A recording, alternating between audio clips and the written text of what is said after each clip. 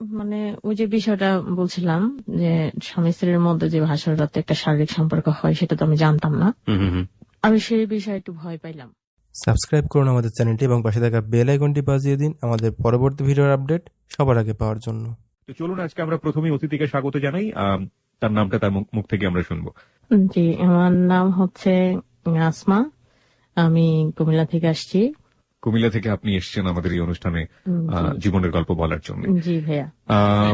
আমাদের অনুষ্ঠানে তো কিছু নিয়ম আছে, আপনি নিশ্চয়ই জানেন, আপনি যেহেতু শোনেন। আপনার বয়স এবং আপনি কি করছেন এগুলো যদি আমাদের একটু জানাতেন। আমি কিছু করছি না, আমার একটা মেয়ে আছে আর আমি ফ্যামিলির ছোট মেয়ে, 2 ভাই 2 বোন আমরা। ওকে, ঠিক আছে, আপনার জীবনের গল্পে আমরা যেতে চাই এবং আপনি কোথা থেকে শুরু করতে চান? আমি আমার ছোটবেলার সময়টা থেকে শুরু করতে চাই। আমি যখন ক্লাস 5-এ পড়ি, তো আমাদের গ্রামটা হচ্ছে মফস্বল। তো ছোটকালে আমার ভাই আমাকে খুব শখ করে এটা ওটা শিখাতো, খেলা, সাইকেল চালানো এরকম। ওকে।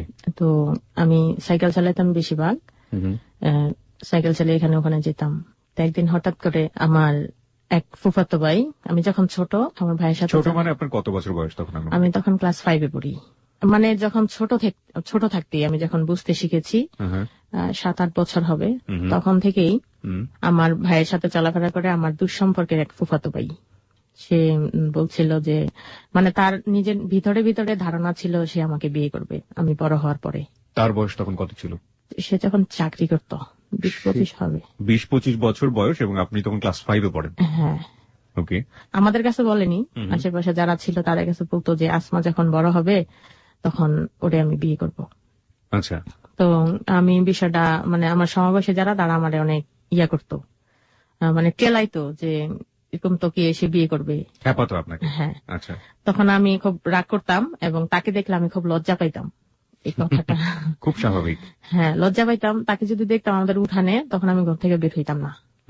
যদি দেখতাম টিউবওয়েলের কাছে, আমি অনেক দূর ঘুরে মানে রাস্তা পার হয়ে যেতাম, তার সামনে কখনো সামনাসামনি যাইতাম না। আমি খুব লজ্জা পাইতাম বিষয়টা। এরকম করে চলতে থাকে। তো সে কখনো আমাকে একটা কলম কিনে দেয়, তখন আমি বুঝতাম না, ভাবতাম হয়তো আমার কলম নেই, এই জন্য সে আমাকে কলমটা এনে দিছে। হয়তো বা ঈদ আসলে, আমার মনে আছে একবার ঈদ এসে আমাকে একটা 3 পিস দিয়েছিল। হ্যাঁ, ইয়েলো কালার, খুব সুন্দর ছিল 3 পিসটা। আমি ছোট মানুষ, খুব স্বাচ্ছন্দ্যেই নিয়েছি এটা, কিন্তু তার হাত থেকে আমি নিইনি। কিভাবে দিয়েছিল সেটা? ওই আমাদের সাথে তাদের রিলেশনটা খুব ভালো, আমার ভাইয়ের সাথে তার ফ্রেন্ড। সে যখন ঢাকা থেকে যাইতো, আমাদের মানে দেশে যাইতো, তখন আমাদের এখানে খাইতো, ঘুমাইতো আমার ভাইয়ের সাথে, এরকম ছিল সম্পর্কটা। তো দিল, ঘরে নিয়ে দিল যে এটা আসমার জন্য আনছি। তো ওটা আমি দেখে মানে খুব পছন্দ। আপনার ভাইও কি ওনার সমবয়সী ছিল? আমার ভাইয়ের চাইতেও সে সিনিয়র ছিল। কিন্তু আপনার ভাই ওকে পছন্দ করতো? আমার ভাইয়ের সাথে তার ফ্রেন্ডশিপ, মানে আমাকে যে সে বিয়ে করবে এই হিসেবে না, এটা কখনো আমাদের ফ্যামিলিতে বলেনি। এবং আপনার ভাইটা জানতো? আমার ভাই সেটা মানুষের কাছ থেকে হয়তো শুনছে, কিন্তু ওইটা আমার ভাই তেমন ভাবে গুরুত্ব দেয়নি, যে আর ছোট মানুষ, সে বলতেই পারে। আর আমার বোন তো এখনো ছোট। এই মানে এই হিসাব করে তার সাথে যে বন্ধুত্বটা, মানে তাদের মধ্যে এত ক্লোজ ফ্রেন্ড, মানে অসম্ভব ক্লোজ ফ্রেন্ড। তো পরে ইয়ে করতো, সে হয়তো চাইতো মাসে 1-2 বার, 2 দিনে 1 দিন থাকতো, ওই মানে আমার ভাইয়ের সাথেই সময় কাটাইতো আর কি। তো এরকম ভাবে গেল। তাকে দেখলে আমি লজ্জা পাই, সে ঢাকায় থাকে। এরপরে আমার ভাই আমাকে একদিন মেলায় নিয়ে গেছে। আমাকে খুব আমার ভাই এখানে ওখানে নিয়ে যেত, আমার ভাই অনেক আদর করতো। তো নিয়ে যেত, যেটা আমি অনেক ছোট মানুষ, নাদোষ নদোষ ছিলাম। ক্লাস 5 এর কোন ছবি আছে আপনার কাছে? না, ক্লাস 5 এর কোন ছবি নাই, তবে আমার বিয়ের 6 মাস পরের একটা ছবি আছে। আচ্ছা, ঠিক আছে, ওটা ওই এটা আমরা পরেই যাই তাহলে। ক্লাস 5 এর যেহেতু ছবি নাই, মানে আমি সবকিছু ওপেনলি বলি, যেহেতু আমার জীবনের গল্প বলতে আসছি। জি প্লিজ। তো আমি তখন হাফ প্যান্ট পরি আর হাতা কাটা নিমা পরি।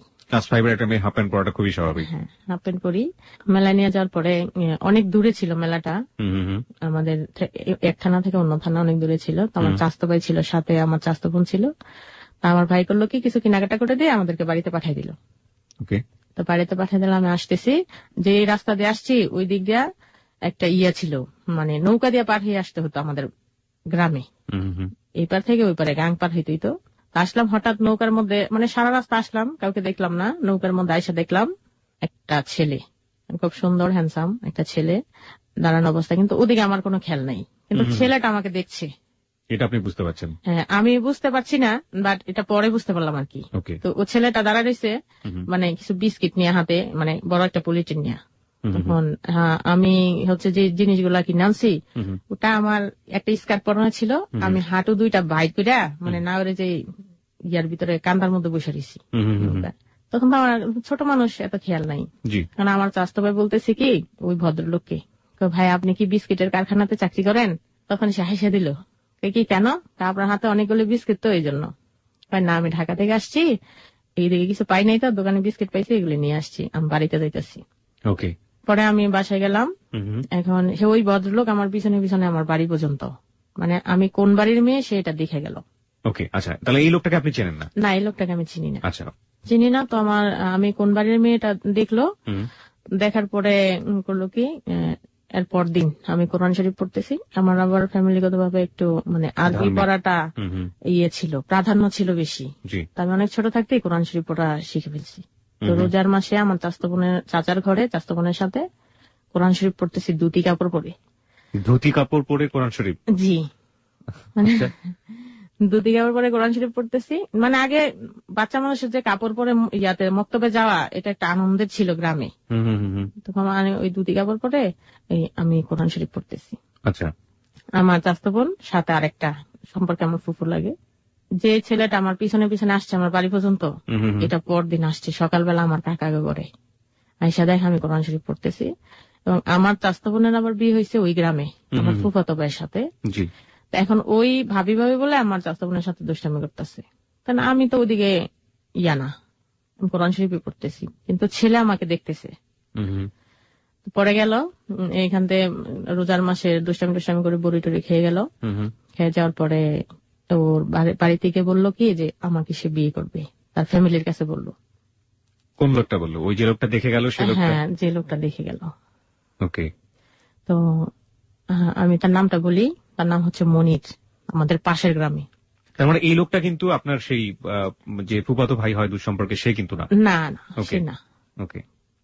আমার ফুফাতো ভাইটা হচ্ছে আমাদের গ্রামের, ওকে, আমার পাশাপাশি বাড়ির, আর এটা হচ্ছে আমার পাশের গ্রামের।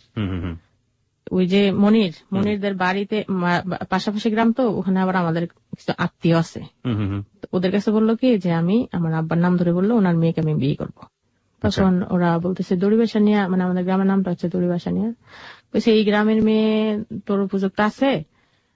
আমার আব্বার নাম যখন বললো তখন চিন্তা ওর মেয়ে তো ছোট, এটারে এখন কি বিয়ে করবে? না, আমি এটারই বিয়ে করবো। সে তার ফ্যামিলির কাছে বাহানা ধরলো। আমার এক দুই সম্পর্কের খালাকে নিয়ে আমাদের এখানে আমাকে দেখতে আসলো। তা আমার আম্মা আমাকে নতুন জামা পরাচ্ছে, চুল বাঁধা দিতেছে এবং আমাকে একটু সাজগোজ করাচ্ছে। আপনার পরিবার থেকেও আমি তো বুঝতে পারছি না, মানে ক্লাস 5-এর একটা মেয়েকে আপনার পরিবার থেকে কেন সায় দিচ্ছে বিয়ে করার ব্যাপারে? মানে সে আমার খালায় বলছে ওকে একটু দেখবে। আচ্ছা, দেখবে। আমি জিজ্ঞেস করছি আম্মা আমি কই যাবো? তুই বেড়াইতে যাবি? লেগা আমরা কালকে ঢাকা যাবো, তো আজকে বেড়াইতে যাবি তোর ওই খালাকে বাড়িতে, আমার যেই খালায় ওই মনিরকে নিয়ে আসবে সেই খালার বাড়ি। কে এনে যাবো, আবার নতুন কাপড় পরতে হয় নাকি? তো পরে করছে কে আমাকে পড়াইছে, পড়ার পরে দেখি ভদ্রলোক আসছে। আচ্ছা, এই মনির আসছে, আসার পরে আমি একটা চেয়ারে তাকে পিছন দিয়ে বসে আছি। আমি তো লজ্জা পাচ্ছি, এই সেই ছেলে এখন আইসা পরিচিত আছে। তার ছোট বোন আবার আমার এক ক্লাস উপরে পড়ে, আমি যে স্কুলে পড়ি ওই স্কুলে পড়ে। তো তার বোনের সাথে আমার আবার চলাফেরাই খুব ভালো, তার সাথে আমার সম্পর্কটা করছে কি। আসছে, আসার পরে আমাকে দেখে গেল, আমি পিছন দিয়ে রয়েছি, পিছন দিয়ে রয়েছি। সে আমার কাছ থেকে পানি চাইতেছে, তোমাকে বাড়িতে আসছি, তুমি আমার পিছন দিয়ে রাখছো কেন? পানি খাও, পানি খাও। আমি পানি দিতে পারবো না। তো পরে আমার আম্মা চোখ দিয়ে পানি না দিল, সে আমার হাতে পানি খাবে। মানে ছেলে আপনার হাতে পানি খাবে? হ্যাঁ, পানি খাবে। আমার আম্মা আমাকে বলছে, তখন আমি তাকে পানি দিলাম। তখন বলতেছে একটা মানুষ পানি চাইলে না দিলে গুনাহ হয়। আমি তাকে পানি দিলাম, সে পুরো জগের পানিটি খাইলো। আমি এক গ্লাস করে বুড়ায় বুড়া দিতেছে আর ও খাইতেছে পানি। তখন মানে আমার পাশে যারা ছিল ওরা হাসতেছে, একটা আজব মানুষ এতটি পানি খাই ফেললো। পরে দিয়ে গেলাম গা, ও করলো কি আমার হাতে 500 টাকা ধরাই দিয়ে গেছে। পানি খেয়ে ফেললো কতটুকু? পুরো এক জগ। সে পানি খাচ্ছে বাট আমার দিকে তাকায় আছে, আপনার দিকে তাকিয়ে এক জগ শেষ করে দিয়েছে? হ্যাঁ, শেষ করে দিচ্ছে। ওকে। তখন সে আমার হাতে 500 না 600 টাকা, আমার ঠিক মনে নাই, এরকমই 600 টাকা হবে, আপনার হাতে 500 বা 600 টাকা 600 গুঁজে দিল। টাকা দিয়ে গেছে। তারপরে আমি টাকাটা কি করলাম, ঢিলাদা ফালাই দিলাম বাইরে। ওর সামনেই? হ্যাঁ, আমার টাকা নিব না। আমি কখনো শিখিনি যে কারো কাছ থেকে কোনো কিছু নেওয়া। আপনি তো বুঝেনি না, খুব স্বাভাবিক। হ্যাঁ, তো আমি বলতেছি যে উনি তো আমার ভাইও না, কেউ না, আত্মীয় স্বজন না, ওনার কাছ থেকে আমি টাকা নিবো কেন? সেটাই। আমি টাকা নিতে চাই না, জোর করে যেহেতু দিছে, পরে আমি টাকাটা ঢিলাদা ফালাই দিছি। তখন সে বলতেছে এটা কি করলা, টাকাটা ফালাইলা কেন, নাও। আমি বলছি কি আমি এখানে আর থাকবো না, আমি চেয়ারটাতে উঠে টাকাটা ফালাই দিয়ে চলে আসছি, মানে আমাদের অন্য রুমে। চলে আসার পরে কে যেন টাকাটা উঠে নিয়ে আসছে, দিছে। পরে দেখা চলে গেল, এখন সে আমাকে বিয়ে করবে, আসে যায় রাত্রেবেলা, কিন্তু আমি তো কোনো কথা বলি না, আমি তো কথা জানি না, বলবো কি। বিষয় হচ্ছে আমি যখন স্কুলে যাইতাম, এই তাগো গাঠের মধ্যে নৌকাটা লাগাইয়া আমিও নৌকা পাইতে পারি, নৌকাটা লাগাইয়া গাছের মধ্যে তালা দিয়া ওর আম্মারে বলে যাইতাম যে খালাম্মা আমার একটু সইটা দেখেন, মানে ওই যে লগি দেয়া যে নৌকা পাওয়া যায়, ওকে ঘরের চালের উপরে আমি এটা রাখা বলতাম কি এটা একটু দেখেন, পোলাপানি নিয়ে যায়, আমি স্কুলতে আসি, এরকম। এখন আমার ভাই আমার আব্বা রাজি না, আমাকে বিয়ে দিবে না। হ্যাঁ, এখন আমার ভাইরা বলতেছে যে না, আমার ভাই তখন স্টুডেন্ট, বড় ভাই বলতেছে না, আমার এত ছোট বোন বিয়ে দিব না, আর এই গ্রামের ছেলের কাছে বিয়ে দিব না। আমার যে পাশের গ্রাম, ওরা মানে একটু ইয়া টাইপের, দান্দাল টাইপের, তো এখন বলতেছে যে না, এই গ্রামের ছেলের কাছে আমার বোন বিয়ে দিতাম না। এখন ছেলে আমাকে সে যেভাবে হোক বিয়ে করবে। তখন কি করলো, সে গ্রামের চেয়ারম্যান মেম্বার যারা মাতাব্বর ছিল, মানে গ্রামের যে মান্যগণ্য ব্যক্তি ছিল, তাদেরকে নিয়ে আমাদের বাড়িতে এসে উঠছে। আচ্ছা, এখন ওদিকে আমার শ্বশুর বাড়ির মানুষও রাজি না যে এতটুকু মেয়েকে বিয়ে করাবে না, কিন্তু মনির পাগল, সে বিয়ে করবে। যখন ওদেরকে নিয়ে আসলো, তখন ওরা আমাদের কাছে দাবি করলো 10 ভরি স্বর্ণ, 1 লক্ষ টাকা, সেই 94-এ। যে ছেলে আপনার জন্য এত পাগল, সে দাবি করলো 10 ভরি স্বর্ণ, 1 লক্ষ টাকা। ওকে, তার গার্জিয়ানরা। আমার আব্বা তো টোটালি না, বিয়ে দিবে না, আমার কাকাও না, আমার ভাইও না। আমার মেয়ে আমি যৌতুক দিয়ে বিয়ে দিব কেন, পয়সা দিয়ে বিয়ে দিব কেন, আমার মেয়ে তো বিয়ের উপযুক্ত হয় নাই। এখন এই ছেলে ঘরের পিছন দিয়ে এসে মানে অন্য দরজা দিয়ে বলতেছে যে আপনারা শুধু রাজি হন, আমি না নিলে তো ওরা নিবে না, আপনারা শুধু রাজি হন। আমার আব্বা বলছে না, আমি 10টা মানুষের সামনে যদি এখন কথা দেই, তাহলে আমার এটা পরবর্তীতে আমার মেয়ের উপর ঝামেলা আসবে, যে আপনারা মজলিসে বৈশা কথা দিচ্ছেন যে দিবেন, তাহলে এখন দেন না কেন। কারণ আমার আব্বাকে আমি তো মাইয়াই বিয়ে দিতাম না, এখন আবার শিকার আসবো কেন। এখন তারা 10 ভরি স্বর্ণ ছাড়া আর 1 লক্ষ টাকা ছাড়া বিয়ে করাবে না। তো আমার কাকা তাদেরকে উঠাই দিল, যাও, বিয়ে দিতাম না। ওই মনি তার বাড়িতে নাকি সবকিছু ভেঙে চুরে মানে তছনছ, তোমরা এটি চাই লাগানো, আমি এই মেয়েকে বিয়ে করব। তখন আমার আম্মা তাকে বলল যে এখন তো ছোট, আমি বিয়ে করে বিদেশ চলে যাব। তো বিদেশ যদি আপনি যান গা, তাহলে আপনি এখন বিদেশ চলে যান, বিদেশ থেকে আসার পরে আপনার সাথে বিয়ে হবে। কয় না, যদি অন্য জায়গায় বিয়ে দিয়ে দেন, এটা আমি বিশ্বাস করি না। আপনি একটু আমাকে বলবেন যে মনিরের বয়সটা তখন কত ছিল আনুমানিক? মনিরের বয়সটা তখন 17-18 হবে। 17-18 বছরের একটা ছেলে। আমরা একেবারে একটা মানে গ্রামের যেরকম হয়, একেবারে অজপাড়া গায়ে যেরকম শুনে থাকি আমরা, ঠিক সেরকম একটা কাহিনী আমরা শুনছি আপনার কাছ থেকে। ঠিক আছে, তারপরে কি হলো? জি ভাইয়া, ও বড় হয়েছে ঢাকায়, যদিও আমি গ্রামের, ও বড় হয়েছে ঢাকায় ওর বোনের বাসায়। এরকম করে ইয়ে হলো, এখন বিয়ে দেবে না। এখন সে তার বাবা এবং বোনের জামাই, মানে আবার সেই মানুষগুলাকে নিয়ে আসছে, যে চেয়ারম্যান গুলা মুরব্বী মানুষ, তার বাবা এবং তার বোনের জামাই সবাই নিয়ে আসছে আমাদের বাড়িতে এসে উঠছে। এখন একজন এলাকার চেয়ারম্যান যদি আমাদের বাসায় আসে, তাকে তার অপমান করা যায় না। তো আমার আব্বা তাদেরকে সম্মানের সহিত বসাইলো, কোনো অ্যারেঞ্জমেন্ট নাই, হঠাৎ করে তারা এসে আমাদের বাসায় উঠছে, চেয়ারম্যান সহ। হ্যাঁ, তাদেরকে মানে বসার জায়গা দিলে, বসলো উঠানের মধ্যে। বসার পরে এখন ওরা আমাকে দেখবে, বোর পক্ষরা ওরা আমাকে দেখবে, যে গার্জিয়ানরা আসছে, যে কোন মেয়েটার জন্য সে এত পাগল, এই ছেলেটা। হ্যাঁ, তখন করছে কি, আমাকে নিল, আমি একটা ফ্রক পরানো, তো একটা হাফ প্যান্ট পরা আর একটা ফ্রক পরানো, আমাকে নিয়ে বসাইলো। তখন ওই এলাকার মানুষ, যেহেতু পাশাপাশি গ্রাম, আমাকে মোটামুটি চিনে যে আমি আমাকে মেয়ে, আমি তাদেরকে চিনি না, এমনি মুখে চিনি, নাম জানি না কারো। তো তাদের সামনে গিয়ে বসলাম, আমি খুব ভয় পাচ্ছিলাম, এত মানুষের সামনে আমাকে কেন আনলো। পরে আমি তো চোখ ঘুরে ওদের দিকে তাকাইতাছি, চাইতাছি কে কোথায় আছে, কি অবস্থায় আছে, কে কি কালারের শার্ট পরে আসছে। বাচ্চা মানুষের যে একটা ফিলিংস থাকে আর কি। তখন আমি চোখ ঘুরাচ্ছি, তখন আমার এক ভাসুর বলে কি, মানে আমার আব্বার নাম ধরে মেয়েটা কেমন চোখ ঘুরাইতেছে দেখ, সবার দেখতেছে। তো পরে এক পর্যায়ে চেয়ারম্যান হাসা দিল, তো বাচ্চা মানুষ তো চোখ ঘুরাবে না, কি করবে, এরকম হইলো। এখন আমাকে ঠিকানা লিখতে দিছে, ঠিকানা লিখতে পরে মানে আমার হাত কাঁপতেছে, কি ঠিকানা লিখবো, আমার পোস্ট অফিস হচ্ছে কাশীপুর, কাশীপুরের জায়গার মধ্যে আমি বাসিপুর লিখে লাইছি। কাশীপুর লিখতে গিয়ে আমি বাসিপুর লিখে পাচ্ছি। তো পরে আমার এক ইয়া ছিল, মামা ছিল সম্পর্কে, বলতেছে কি তুমি তো এখানে কয়ের ইয়া দাও, মানে গুলটা দিতে বলতেছে। পরে আমি দেখলাম কি যে কাশীপুরের জায়গাটা আমি বাসিপুর লিখে পাচ্ছি। পরে এটা আমি ইয়ে করে দিলাম, দেওয়ার পরে ওটা ঠিকানাটা নিয়ে গেল। এখন তো এতটুকু মেয়ে দেখে তো গার্জিয়ানরাও সাই দিতে পারতেছে না। এখন ওর গার্জিয়ানে বুঝাইছে যে আমি বিদেশ আমাকে বিয়ে করে, আর ও বলতেছে যে আমার কাছে যদি বিয়ে না দেয় তাহলে আমি স্কুল থেকে দূরে নিয়ে যাবো। মানে সবার মধ্যেই, হ্যাঁ সবার মধ্যে স্কুল থেকে দূরে নিয়ে যাবো, অথবা সে আমার বাসার সামনে এসে মানে গলায় ফাঁসি দিয়ে মরে যাবো, তাহলে আম করে সে বান্ধা নিব, মানে এরকম হুমকি দিচ্ছে আর কি। অথবা আমাদের বাড়িটা বোমা ফালাই উড়াই দিব। পুরো পাগল মানে যেভাবে হোক সে আমাকে বিয়ে করবে, এরকম করে হের গার্জিয়ান মানে সমঝোতায় আসলো। তখন আমার মানে বুঝাই গেল যে বিয়ে দেন এরকম। তারপর আমার ভাই রাজি না, আমার আব্বাও রাজি না, আমি এমন পাগল ছেলের কাছে আমার মেয়েকে বিয়ে দিব না। আর আমার মেয়ে মাত্র মানে বড় হচ্ছে। তখন আমার আম্মা আবার একটু ডাকের পাগল। ডাক মানে মানে তাকে কেউ যদি সুন্দর করে ডাকে বা মা ডাকে, সে মনে করে যে তার সবকিছু কুলজাটা খুলে খাওয়াই লাগবে, এরকম। আমার আম্মা একটু এরকম পাগল। সে আমার বিয়ের আগেই আমার আম্মারা এসে আম্মা ডাকতেছে, খুব ভালোভাবে কথা বলতেছে।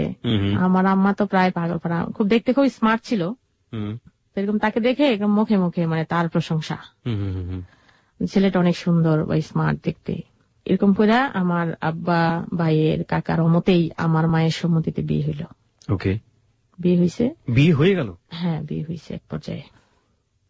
মানে বুঝলাম না, আপনার আব্বার মানে অমত থাকলে, আপনার কাকার অমত থাকলে কিভাবে এটা সম্ভব? এটা সম্ভব হইলো যে আমার আম্মা যা বলবে তাই। এখন আমার আম্মা সম্মতি দিছে, এখন বিয়েটা হবে। আমার আব্বারে আমার আম্মা বুঝাইছে যে এখন ছেলে যেহেতু বিদেশ চলে যাবে, এমন করতেছে যদি রাস্তাতে উঠাই নেওয়া যায় তখন একটা বিপদ হয়ে যাবে। হ্যাঁ, মান সম্মান যাবে, ব্যাপারে একটা বিপদ হয়ে যাবে। তখন আমার ভাইরা যেহেতু স্টুডেন্ট, তখন তার বাবা মার উপরে তো কোনো ইয়া চলে না, খবরদারি চলে না। তখন আমার ভাই বিমত পোষণ করলো, তারপর ওইটা বিয়েটা হইলো। এটা হইলো। এখন বিয়ে যে কি জিনিস আমি সেটা জানি না, আমি জানি না লিজেনারা বিশ্বাস করবে কিনা। মানে আমি জানতাম সে 1994-এ, আমি ওপেনলি বলি, হ্যাঁ, মানে বিয়ে হইলে যে স্বামী স্ত্রীর মধ্যে একটা শারীরিক সম্পর্ক হয় এটা আমি জানতাম না। আপনার বিয়ে হয়ে গেছে এবং আপনি জানেন না, এবং আপনাকে কেউ কখনো বলেও নাই? না, এরকম কোন এরকম সিচুয়েশনে কখনো যায়নি, বা এরকম কথা কেউ কখনো বলেও নি, শুনিও নি। তখন আমি ভাবতাম যে যারা 8-10টা মানুষ এভাবে ঘুমায় থাকে হয়তো বা আমার বেলা এটাই হবে। ঠিক আছে। এখন আমাদের গ্রামের একটা কালচার আছে, বিয়ে হওয়ার 2.5 দিন পরে স্বামী স্ত্রীর সাথে দেখা হয়।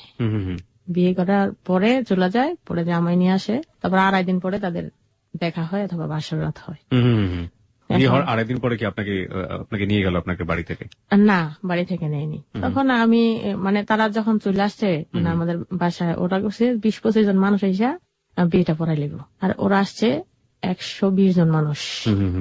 120 জন? 120 জন। যৌতুকের কি হলো? যৌতুক আমার আব্বা টোটালি না দিত না। ওরা কি শেষ পর্যন্ত সেটা মেনে নিয়েছিল? হ্যাঁ, সেটা ওই মনিরের কারণে সেটা মেনে নিছে।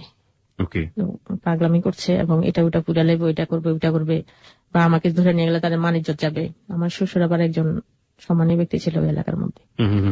আমার আব্বাও আমাদের গ্রামের জন্য আমার বাপ চাচারা একটু সম্মানীজনক। তারপরে এদিকে আমাকে ধরে নিয়ে গেলে তো ওদেরও ইজ্জত যাবে, ওইদিকে আমার শ্বশুরের ইজ্জত যাবে। এইসব কিতাব করে ঠিক আছে বিয়ে করে দিছে। 120 জন মানুষ আসছে। এখন 25 জন মানুষের অ্যারেঞ্জমেন্ট নাইলে 50 জনের অ্যারেঞ্জমেন্ট করা হবে। ওই ক্ষেত্রে আমার আব্বা আবার জানতো যে ওই এলাকার মানুষ একটু 10 জনের কথা গেলে 50 জন আসতে পারে, এটা স্বাভাবিকের কিছু, অস্বাভাবিকের কিছু না। আমার আব্বা আবার আমাদের আত্মীয় স্বজন আছে, ওইভাবেই অ্যারেঞ্জমেন্ট করছে। 120 জন মানুষ আইছে। এখন ওর বোনের জামাই চলে যখন আসছে প্যাস লাগাইছে, ওরা খাবে না, বিয়েটা আগে পড়াবে, ওরা না খায় চলে যাবে। আমার আব্বা কইছে যদি আগে খান তাহলে বিয়ে হইব, আর নাইলে না খাইলে বিয়ে হইতো না। আমার কাকা আবার একটু রাগি, আপনি যত বড় এই হন, আপনি আগে খাইবেন তারপরে মেয়ের বিয়ে হবে। বিয়ে আগে হবে না, খাওয়ান পরে হবে না, আগে খাওয়ান তারপরে বিয়ে। পরে এখানে একটু গন্ডগোল লেগে গেছে, তারপরে ওরা রাজি হইলো, খাইলো। খাওয়ার পরে আমারে সাজাচ্ছে, মানে একটা বধূ বেশে মানুষ সাজলে হয়, সাজাইলো। সবাই এসে দেখে গেল কি একটু বাচ্চার বিয়ে, মানে আমার যে ননসের যে মেয়েরা তারাও আমার চাইতে বড় বড়, ওরা হাসতেছে, একটু একটা মামা, আমার মামা একটু একটা মেয়ের বিয়ে করছে, এটা কেমনে মামি ডাকমু। 10 বছর বয়স তখন আপনার? হ্যাঁ, ক্লাস 5 এ পড়েন, মানে আপনি 10 থেকে 11 বছর বয়স, এর বেশি কিছু না। জি। তো পরে এবং গ্রামের চেয়ারম্যান সেই সময় এই বিয়েতে জড়িত। জি। আমি একটু শ্রোতাদেরকে অ্যাড্রেস করতে চাই। তার মানে দেখুন 94 সাল কিন্তু আজ থেকে খুব বেশি দিন দূরে না। বাংলাদেশের গ্রামের সামাজিক অবয়ব বা সামাজিক চিত্র কি, সেটা আজকের হ্যালো 8920 খুব স্পষ্ট করে ফুটে আসছে। এবং এরকম গল্প আমরা এর আগেও পেয়েছি অনেক, যে এই যে সামাজিক ভাবে যেগুলো অপরাধ, রাষ্ট্রীয় অপরাধ, যে প্রাপ্তবয়স্ক হবার আগে বিয়ে দিয়ে দেওয়া, সেখানে যখন রাষ্ট্রের একজন ব্যক্তি জড়িত থাকেন কিংবা রাষ্ট্রীয় প্রতিষ্ঠান যখন জড়িত থাকেন, তখন আসলে একটা ছোট্ট পরিবার কি বা করবার থাকে। চেয়ারম্যান সরাসরি এই বিয়েতে জড়িত ছিলেন। যাই হোক, আপনি যেটা বলছিলেন যে আপনাকে কিভাবে ভাবি বলে ডাকবে বা মামি বলে ডাকবে। তার যে ছোট বোন আমার অনেক সিনিয়র, সে যদিও 1 ক্লাস উপরে পড়ে, তারপর আমার বয়সের 5-7 বছর ডিফারেন্স হবে আমার। তো সে বলতেছে এর টুকটারে তো তুমি করে বলছি, এটা এখন ভাবি বলবো কিভাবে আপনি কোটা। তাকে আমি নাম ধরে ডাকি তুমি করে। বিয়ে হয়ে গেলে মানে হাসি ঠাট্টার মধ্যে। বিয়ে হওয়ার পরে যারা মুরব্বী তারা আবার দেখে, বউরে দেখে, দেখার পরে দেখলো যে আমাকে দেখতে আসে সেই বলে একটু মেয়ের বিয়ে দিয়ে দিছে, মানে সালামি দিয়ে যায় আর দেখে এই কথাটা বলে যায়, বলে আবার আমার মাথা একটু নিচে ফুচা একটু দোয়া করে দেওয়া যায়। আমি তখন ফার্স্ট আমার হাজবেন্ড পাশে দাঁড়ায় আছে, আমি চোখটা আলকি দিয়ে তাকে দেখলাম। প্রথম আপনি তাকে ভালো করে দেখলেন যে এই ভদ্রলোকটা আসলে কে? হ্যাঁ, মানে পাগড়ি পরা বিয়ের সাজে আমি দেখলাম তাকে। খুব স্মার্ট দেখতে, খুব সুন্দর। সেও আমার দিকে আর চোখে তাকাচ্ছে, আবার মিটমিটে হাসতেছে। স্মার্ট কেন বলছিলেন বলেন তো? মানে আপনার তো ভালো লেগেছে নিশ্চয়ই, বারবার আপনি তাকে স্মার্ট বলছেন। কি করতে ঢাকাতে? ঢাকাতে সে পড়াশোনা করতো। আচ্ছা। দেখতে খুব সুন্দর। দেখার পরে সে যখন মিটমিটে হাসতেছে, তো আমি চোখটা অটোমেটিক নিচের দিকে, এমনি একটু লজ্জা পাইতাম বেশি, চোখ নিচের দিকে ইয়ে করে ফেললাম। এখন কেউ বলতেছে জামাই আজকে থাকবে, আর কেউ বলতেছে না জামাই চলে যাবে। তো জামাই নিয়ে গেল। নিয়ে যাওয়ার পরে আমাকে যেই ভালোবাসতো, মানে যে বলছিল যে সে আমাকে বিয়ে করবে, মানে সে এত কষ্ট পাচ্ছে, এটা আমি ফার্স্টে ইয়ে করতে পারি নাই। পরে সেই ফুফাতো ভাই, হ্যাঁ, মানে একদম বোল্ড আউট যাকে বলে, সে এখন মানে দিশাহারা, কি করবে, আমার তো বিয়ে হয়ে যাচ্ছে। মানে যখন থেকে ইয়ে শুরু হয়েছে তখন থেকেই সে চাকরি ছেড়ে দিয়েছে, মানে তার হাতে যে টাকা ছিল ওটি মানে নষ্ট করতেছে, মানে তার কোনো কিছু ভালো লাগে না। কি করবে সে, মানে আশেপাশে বাড়িতে গিয়ে কান্নাকাটি করতেছে এরকম। যখন বিয়ে হয়ে গেছে তখন নাকি সে বলছে যে ও কোনোদিনই সুখ পাবে না, এই কথাটা আমার এক কাজিনের কাছে বলছে। আবার আমাকে যদি সে কখনো কোথাও দেখতো, সে দৌড়ায় আইসে আমাকে এক পলক দেখার জন্য আসতো। আমার ভিতরে তো এরকম ফিলিংস নাই। সে যে আমাকে কিভাবে ভালোবাসছে, ভালোবাসা যে কি জিনিস সেটা তো আমি বুঝি না। পরে এরকম করতে করতে সে অনেক কষ্ট পাচ্ছে। আমার বিয়ে হয়ে গেল মনিরের সাথে, সে অলরেডি আমার হাজবেন্ড। তো 2.5 দিন পরে আনলো। 2.5 দিন পরে আনার পরে আমাদেরকে একসাথে দিবে, মানে একসাথে রাতে থাকতে হবে, বাসর ঘর যেটা বলে। 2.5 দিন আপনি কোথায় ছিলেন? আমার বাবার বাড়িতেই, মানে সে তার বাবার বাড়িতে ছিল, বিয়ে করে চলে গেছে, আমি আমার বাবার বাড়িতে। 2.5 দিন কেন বলা হচ্ছে বলেন? 2.5 দিন এটা গ্রামের একটা কালচার, যে এটা যদি মানে 2.5 দিনের পরে আগে যদি দেখা হয় তাহলে মানে মুরব্বীদের কথা আর কি, যে তাদের এটা মঙ্গল হয় না, এই জন্য। আচ্ছা, আপনার এই যে বিয়েটা হলো, এখানে কি বয়স নিয়ে কোন ধরনের কেউ আপনার গ্রামের মধ্যে কেউ কি আপনাদেরকে বলেছিল যে আপনি যে বিয়েটা হচ্ছে, মেয়েটাকে যে অবস্থায় বিয়ে দেওয়া হচ্ছে সেটা কোনোভাবেই গ্রহণযোগ্য না, এরকম কেউ প্রতিবাদ করেছিল?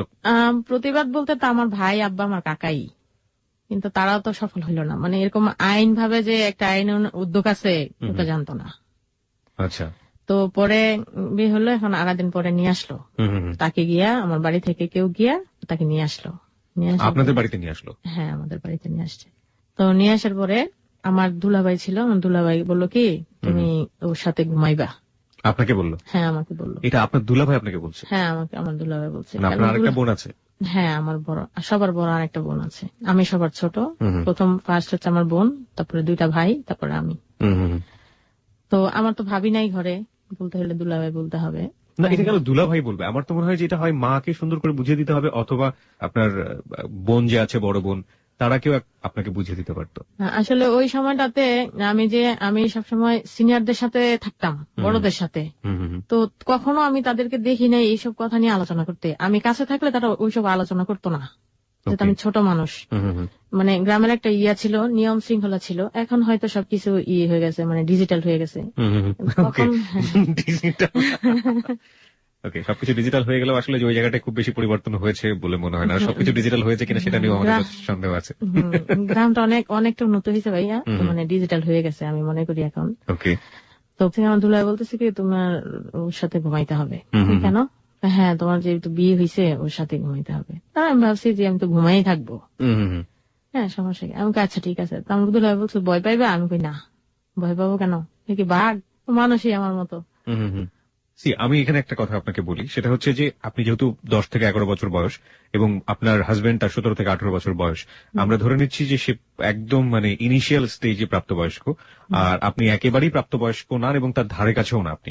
না, আপনার ক্ষেত্রে যে ঘটনাটা ঘটতে যাচ্ছে, আপনি যে বাসরাতে বর্ণনা দিচ্ছেন, এটা আমাদের জানাটা জরুরি। হোয়াট ওয়াজ ইউর ফিলিংস, মানে আপনার অনুভূতিটা কি ছিল, কি হলো না হলো, আমরা সবকিছু আপনার কাছ থেকে জানতে চাই স্টেপ বাই স্টেপ। জি ভাই, আমি আসছি। আমার দুলা ভাই বলে দিছে যে তোমাকে যদি জিজ্ঞেস করে তুমি কি চাও, তাহলে তুমি কিছু চাইবা। কি চাইবো?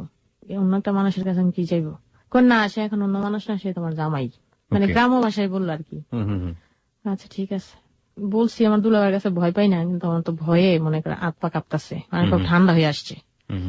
তো আমার বোনের জামাই, আরেক ঘরের এক ভাবি, তো আমার কাজিন মানে বড় চাস্তো বোন, হের ভাবি সম্পর্কে। তো এখানে জ্যাঠসটা মানে না, ভাবিটাই মানে। তো সে আমার কাজিন ছিল। তো ওরা আমাকে মিষ্টি খাওয়াচ্ছে, ওরেও খাওয়াইতেছে। এখন আমার বলতেছে ওরা মিষ্টি খাওয়াই দেওয়ার জন্য। এখন আমি তো লজ্জা পাইতে যাবো না, মিষ্টি খাইতাম না। কয় না, তুইও খাওয়া, তোরা খাওয়াই দিব। পরে খাওয়াইলো। এখন দেখি সে আমাকে ধরছেও না, কিছু না। আমি বসে আছি, মানে আমাদের ঘরে আগে ছিল যে হারিকেন ছিল না, কারেন্ট ছিল না, তখন হারিকেনের লাইটটা আস্তে করে ডিম করে দিল নিজে থেকে। হ্যাঁ, তখন আমি খুব ভয় পাচ্ছিলাম, অন্ধকার করছে কেন। তখন সে বলতেছে কি যে তুমি ভয় পাও না, তুমি তো এখন থেকে আমার সাথে ঘুমাইবা, ভয় পাও না। ঠিক আছে। তো বলে কি চাও? কেন, আমি কিছু চাই না। এই মুট করে আমাকে মনে 1000 না 1200 টাকা দিল। বেচারা কয় আমার উপর তোমার কোনো দাবি আছে? আমি কই না। আচ্ছা, একটা জিনিস, 1000-1200 টাকা দিয়েছে। আপনার বিয়েতে দিনমোহর বা যেটা থাকে ওটা কত ছিল? ওটা 50,000 টাকা ছিল। ও, দিয়ে বলছে যে আপনার প্রতি কোনো, মানে ওর প্রতি কোনো দাবি আছে কিনা? হ্যাঁ, মানে ভাষার রাতে বলছে আর কি। আমি বলছি যে না, আমার কোনো দাবি নেই। পরে করছে কি, ও আমার হাতটা ধরলো, বলছে হাত ছাড়েন। তখন করলো কি, সে আমার হাতটা ধরলো, ধরার পরে মানে আমাকে শুইতে বললো। মানে ওই যে বিষয়টা বলছিলাম যে স্বামী স্ত্রীর মধ্যে যে ভাষার রাতে একটা শারীরিক সম্পর্ক হয়, সেটা তো আমি জানতাম না।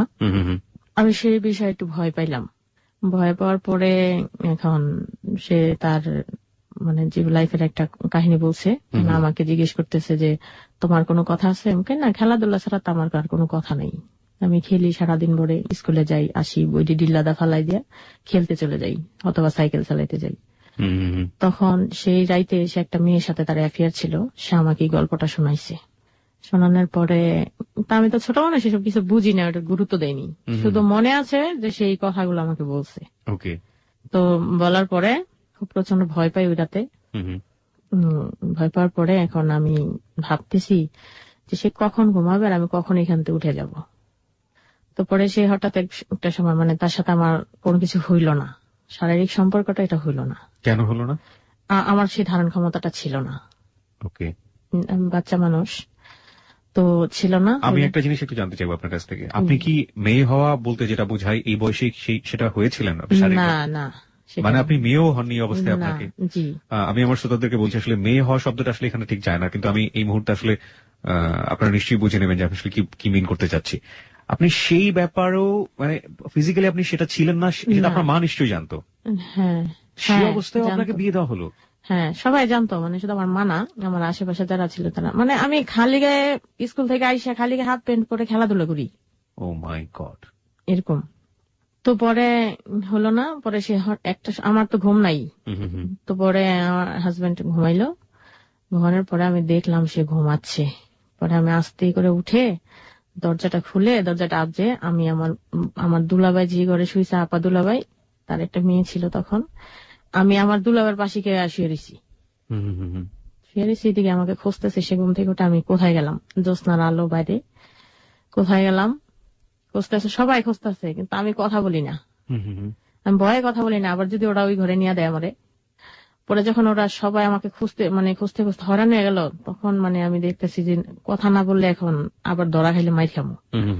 তখন আমি বললাম কি, আমি আমার আপারে বললাম কি, আপা আমি এখানে বলাতে পরে বললো কি যে ও তো এখানে আছে, তোমরা আর খোঁজাখুঁজি করো না। সেই রাত থেকে আমি তার কাছে সামনে আর যাইতাম না, ভয় পাইতাম তাকে দেখলে। তখন কি করতো, ঘুমের ট্যাবলেট খাইতো, রাগ করতো যে এটা ভাঙতো ওইটা ভাঙতো, আমি তার কাছে যাই না কেন, তার সাথে আমি ঘুমাই না কেন।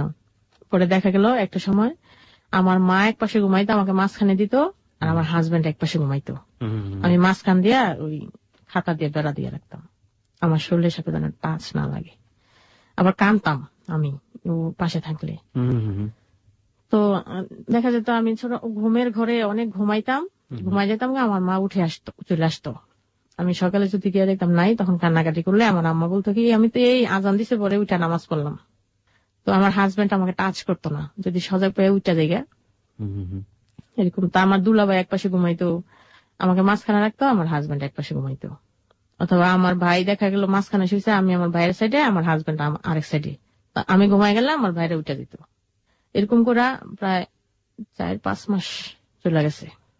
আমি তাকে দেখলেই লুকাই থাকি, গাছের উপর থেকে একদিন পড়ে গেছি, গাছেই ঘুমাই গেছি গা, পেয়ারা গাছের মধ্যে। তো এরকম করতে করতে গেল সময়, এত আমি তো তার কথা শুনছি না, সে এটা ভাঙে ওটা ভাঙে রাগ দেখায়।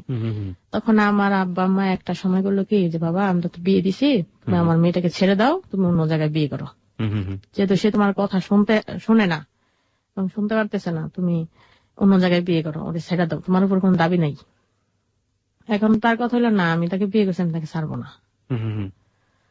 তো পরে তার থেকে সে একটা প্রস্তাব দিল আমার আব্বারে, তাহলে সে যেহেতু ছোট, তা আপনাদের বাড়ি থেকে কিছু টাকা দেন, আর আমার বাড়ি থেকে কিছু টাকা নিয়ে বিদেশ যাই, বিদেশ চলে যাই, বিদেশ থেকে আসার পরেও বড় হোক। তখন করলো কি, যখন বললো যে প্রস্তাবটা তো খারাপ না, তো আমার আব্বা একটা জমি বিক্রি করে ওরা কিছু টাকা দিল। হ্যাঁ, ও সিঙ্গাপুর যাবে। তো আমার আব্বা অর্ধেক টাকা দিল, আর ওরা অর্ধেক টাকা দিল। সিঙ্গাপুর গেছে, যাওয়ার পরে তখন তো ফোন ছিল না, চিঠির মধ্যে আদান প্রদান হইতো। তো চিঠি দেয় মাসে 2 মাসে একটা, অথবা আমি দেই, রিপিট যায়। এখন চিঠির ভাষাও তো বুঝতাম না, কিভাবে কি লিখতে হইতো বা কি নেন লিখতে পারতাম, বাট ভাষাটা বুঝতাম না, কি যে লিখতে হইব ওই জিনিসটা বুঝতাম না। ও সিঙ্গাপুর থেকে 2 থেকে 2.5 বছর থাকলো, থাকার পরে আমি বড় হয়েছি, তখন আমি ম্যাচুরেট, আলটিমেটলি মেয়ে বলতে যেটা বোঝা যাচ্ছে। হ্যাঁ, তখন আমার হাজবেন্ড গেছে, আমি ওই মেয়ে বলতে এই সময়টা হয়েছিল 1 বছর 9 মাস পরে, আমার হাজবেন্ড বিদেশে যাওয়ার 1 বছর 9 মাস পরে, আপনার বিয়ের প্রায় 2 বছর পরে। 2 বছর পরে, হ্যাঁ। তখন আমার হাজবেন্ড আসলো, 2.5 বছর গেল।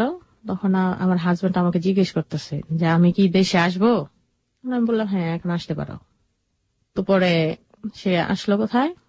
আরেকটা কথা বলে রাখি, সে যখন বিদেশে যায় তখন তার বোনের জামাইরে নিয়ে একটু গন্ডগোল হয়েছিল আমার ভাইদের সাথে। তার বোনের জামাইকে বিদেশে নিবে, এখন সে আমার ভাইদের কাছ থেকে টাকা দাবি করতেছে। আর ও যে বিদেশে গেছে, যে টাকা আমার আব্বা দিছে, বলছে ধার টাকা নিছে, আবার ফেরত দিয়ে দিবে, সে একটা টাকাও দেয়নি। আর এই 2.5 বছরে আমার মাত্র 6,000 টাকা দিছে। 2.5 বছরে আমি এই কথাটা ক্লিয়ার করে দিই, নয়তো আবার লিসেনাররা বলতে পারে যে ওনার হাজবেন্ড হয়তো ওনার কাছে টাকা দিছে। তো আমার 6,000 টাকা দিছে 2.5 বছরে। তা আমি তখন পড়াশোনা করি, আমি ওদের বাড়িতে যাই না, আমার বাপের বাড়িতেই থাকি। ওইখান থেকে স্কুলে যাই আসি, পড়তেছে। 2.5 বছর পরে আসলো কোথায়, ওই যে ওর বোনের জামাই নিয়ে দ্বন্দ্ব লাগছে, ও আমাদের বাসায় আসবে না, ওর বোনের বাসায় ঢাকায়, ওর বোনের বাসায় আসছে। আমি খবর পাইছি ও আসছে। তখন আমার এক দেবর ছিল, ওই দেবরে এসে বললো কি, ভাবি ভাই তো আইসে, আপনাকে নিয়ে যেতে বলছে। তোমার ভাই বাড়িতে আসবে না? কই না। কেন? না, ও নাকি কিছুদিন ওখানে থাকবে, এই জন্য আসবে না। ঠিক আছে, ওকে। গেলাম, সে আমার কাছে উঠাই দিল কি মানে ওই তার বোনের জামাই নিয়ে গ্যাঞ্জাম হয়েছে। মাঝখানে আরেকটা কথা বলি, ও যখন গ্যাঞ্জাম হয়েছে ও চিঠি আমার ভাইদেরকে বলছে যে টাকা যদি না দেন তাহলে আপনার বোনকে আমি রাখবো না, আপনাদের সাথে আমার কোনো সম্পর্ক থাকবে না। আচ্ছা, এই কথাটা উল্লেখ করছে। পরে আমার ভাই আবার চিঠির মাধ্যমে জানাইছে যে এই কথা বলে। তখন ওর জন্য তো প্রায় আমি পাগল, ভাইরা যাই বলুক কিন্তু ওর সাথে আমার সম্পর্ক থাকতে হবে। আসলো, আমি গেলাম, তো যাওয়ার পরে ওরে দেখলাম, আমি অনেকক্ষণ তাকায় রইলাম ওর দিকে, যে মানুষটাকে আমি চিনতাম না বা বুঝতাম না, এত কষ্ট পেয়েছে, অনেকক্ষণ তাকায় দেখলাম। সেও আমার দিকে, মানে আমি খুব লজ্জা পাচ্ছিলাম তার সামনে যাইতে, যেখানে আমার ননাসের জামাই ভাগ্নিরা আছে, তো লজ্জা পাচ্ছিলাম। মানে আমি একটু আর চোখে চোখে তার দিকে তাকাই, মানে তার প্রতি এক ধরনের একটা ভালো লাগা আপনার তৈরি হয়েছে। হ্যাঁ, ভালো লাগা এবং ভালোবাসা তৈরি হয়েছে তার প্রতি আমার। এরপরে আসার পরে আমার জাল ছিল বাসুরের ওয়াইফ, তো সে আমাকে নিচে নিয়ে যায়, মানে তার বোনের বাসা নিচতলায় নিয়ে যায়, তো ওখানে রেখে আমাকে চলে আসে। তখন আমার হাজবেন্ড ভয় পাইতেছে যদি আবার আগের মতো ভয় পায় বা কোনো কিছু এরকম। তো তার সাথে অনেক কথা টথা বললাম, তার বোনের জামার বিষয়টাও তুলে ধরলো আমার সাথে। আমি শোনো, তুমি অনেকদিন পরে আসছো, এই কথাগুলো আমার কাছে না বললে ভালো কথা বলো, যে কথা শুনলে মানুষের ভালো লাগে। সবকিছু বাদ দিয়ে আমাদের সময়টা খুব ভালোভাবে চলছে, খুব ভালোভাবে একজন আরেকজনকে খুব ভালোবাসে এবং মানে তাদের মধ্যে আমাদের মধ্যে খুব মিল। মিলের মধ্যে এখানে 1 সপ্তাহ থাকি। থাকার পরে এখন আমার যে ননাস যার বাসায় থাকি, তখন কোনো কাজ করতে পারি না। তখন ওরা ছোট মানুষ হিসেবে অনেক আদর টাদর করে। আবার আপনি কি পড়াশোনা ততদিনে বাদ দিয়ে দিয়েছেন নাকি? না, পড়তেছি। আমি তখন ক্লাস 8-এ পড়ি। ওকে। সবাই খুব আদর করে, আদর করার পরে বাড়িতে আসলাম। বাড়িতে নিয়ে আসলো প্রথমে আমার শ্বশুর বাড়িতে, আমার শ্বশুর বাড়িতে একদিন পরে আবার আমার বাপের বাড়িতে, বাপের বাড়িতে নিয়ে আসলো। তো এখন ওর সাথে আমার সাথে কোনো দ্বন্দ্ব নাই, দ্বন্দ্ব হচ্ছে আমার ফ্যামিলির সাথে টাকা পয়সা নিয়ে। তো হচ্ছে এখন ও বলতেছে যে আমি যদি তোমাকে এখান থেকে নিয়ে যাই তুমি কি যাইবা? হ্যাঁ, আমি তো তখন এক পায়ে খাড়া, তুমি যেখানে নিয়ে যাবো সেখানে যাবো। তো পরে করলো কি, ও একদিন সম্পর্ক 6 মাস পার হইলো, তার সাথে আমার খুব ভালো একটা রিলেশন, আর হাজবেন্ড ওয়াইফের মধ্যে যে ভালোবাসাটা থাকে এটা। তো পরে আমার ভাই, মানে আমার এক ভাইয়ের শ্বশুর বাড়ি আমাদের পাশে, 5 মিনিটের রাস্তা আর কি আমাদের বাসা থেকে হাইটা গেলি। তো ও ঘুমাই দিছে, তখন বলতেছে কি মনির তো ঘুমাই দিছে, চল এটা খাইয়া আয় করবি। তো আমি না, ওইটা যদি না দেখে তাহলে রাগারাগি করবো। হয় না, তো ঘুমাই থাকতে থাকতে তুই আয়া করতে পারবি। নিয়ে গেল, ঘুম থেকে উঠা দেখা আমি নাই। কোথায় গেল? শ্বশুর বাড়িতে। আসলাম, কোনো কথা নাই, মানে ঠাস ঠাস 2টা থাপ্পড় মারলো। প্রথম ঠাস ঠাস 2টা থাপ্পড় মারলো। আমি তো অবাক, কি ব্যাপার তুমি আমার মারলা কেন? তুই আমার কাছে না কয়ে গেলি কি লেগা?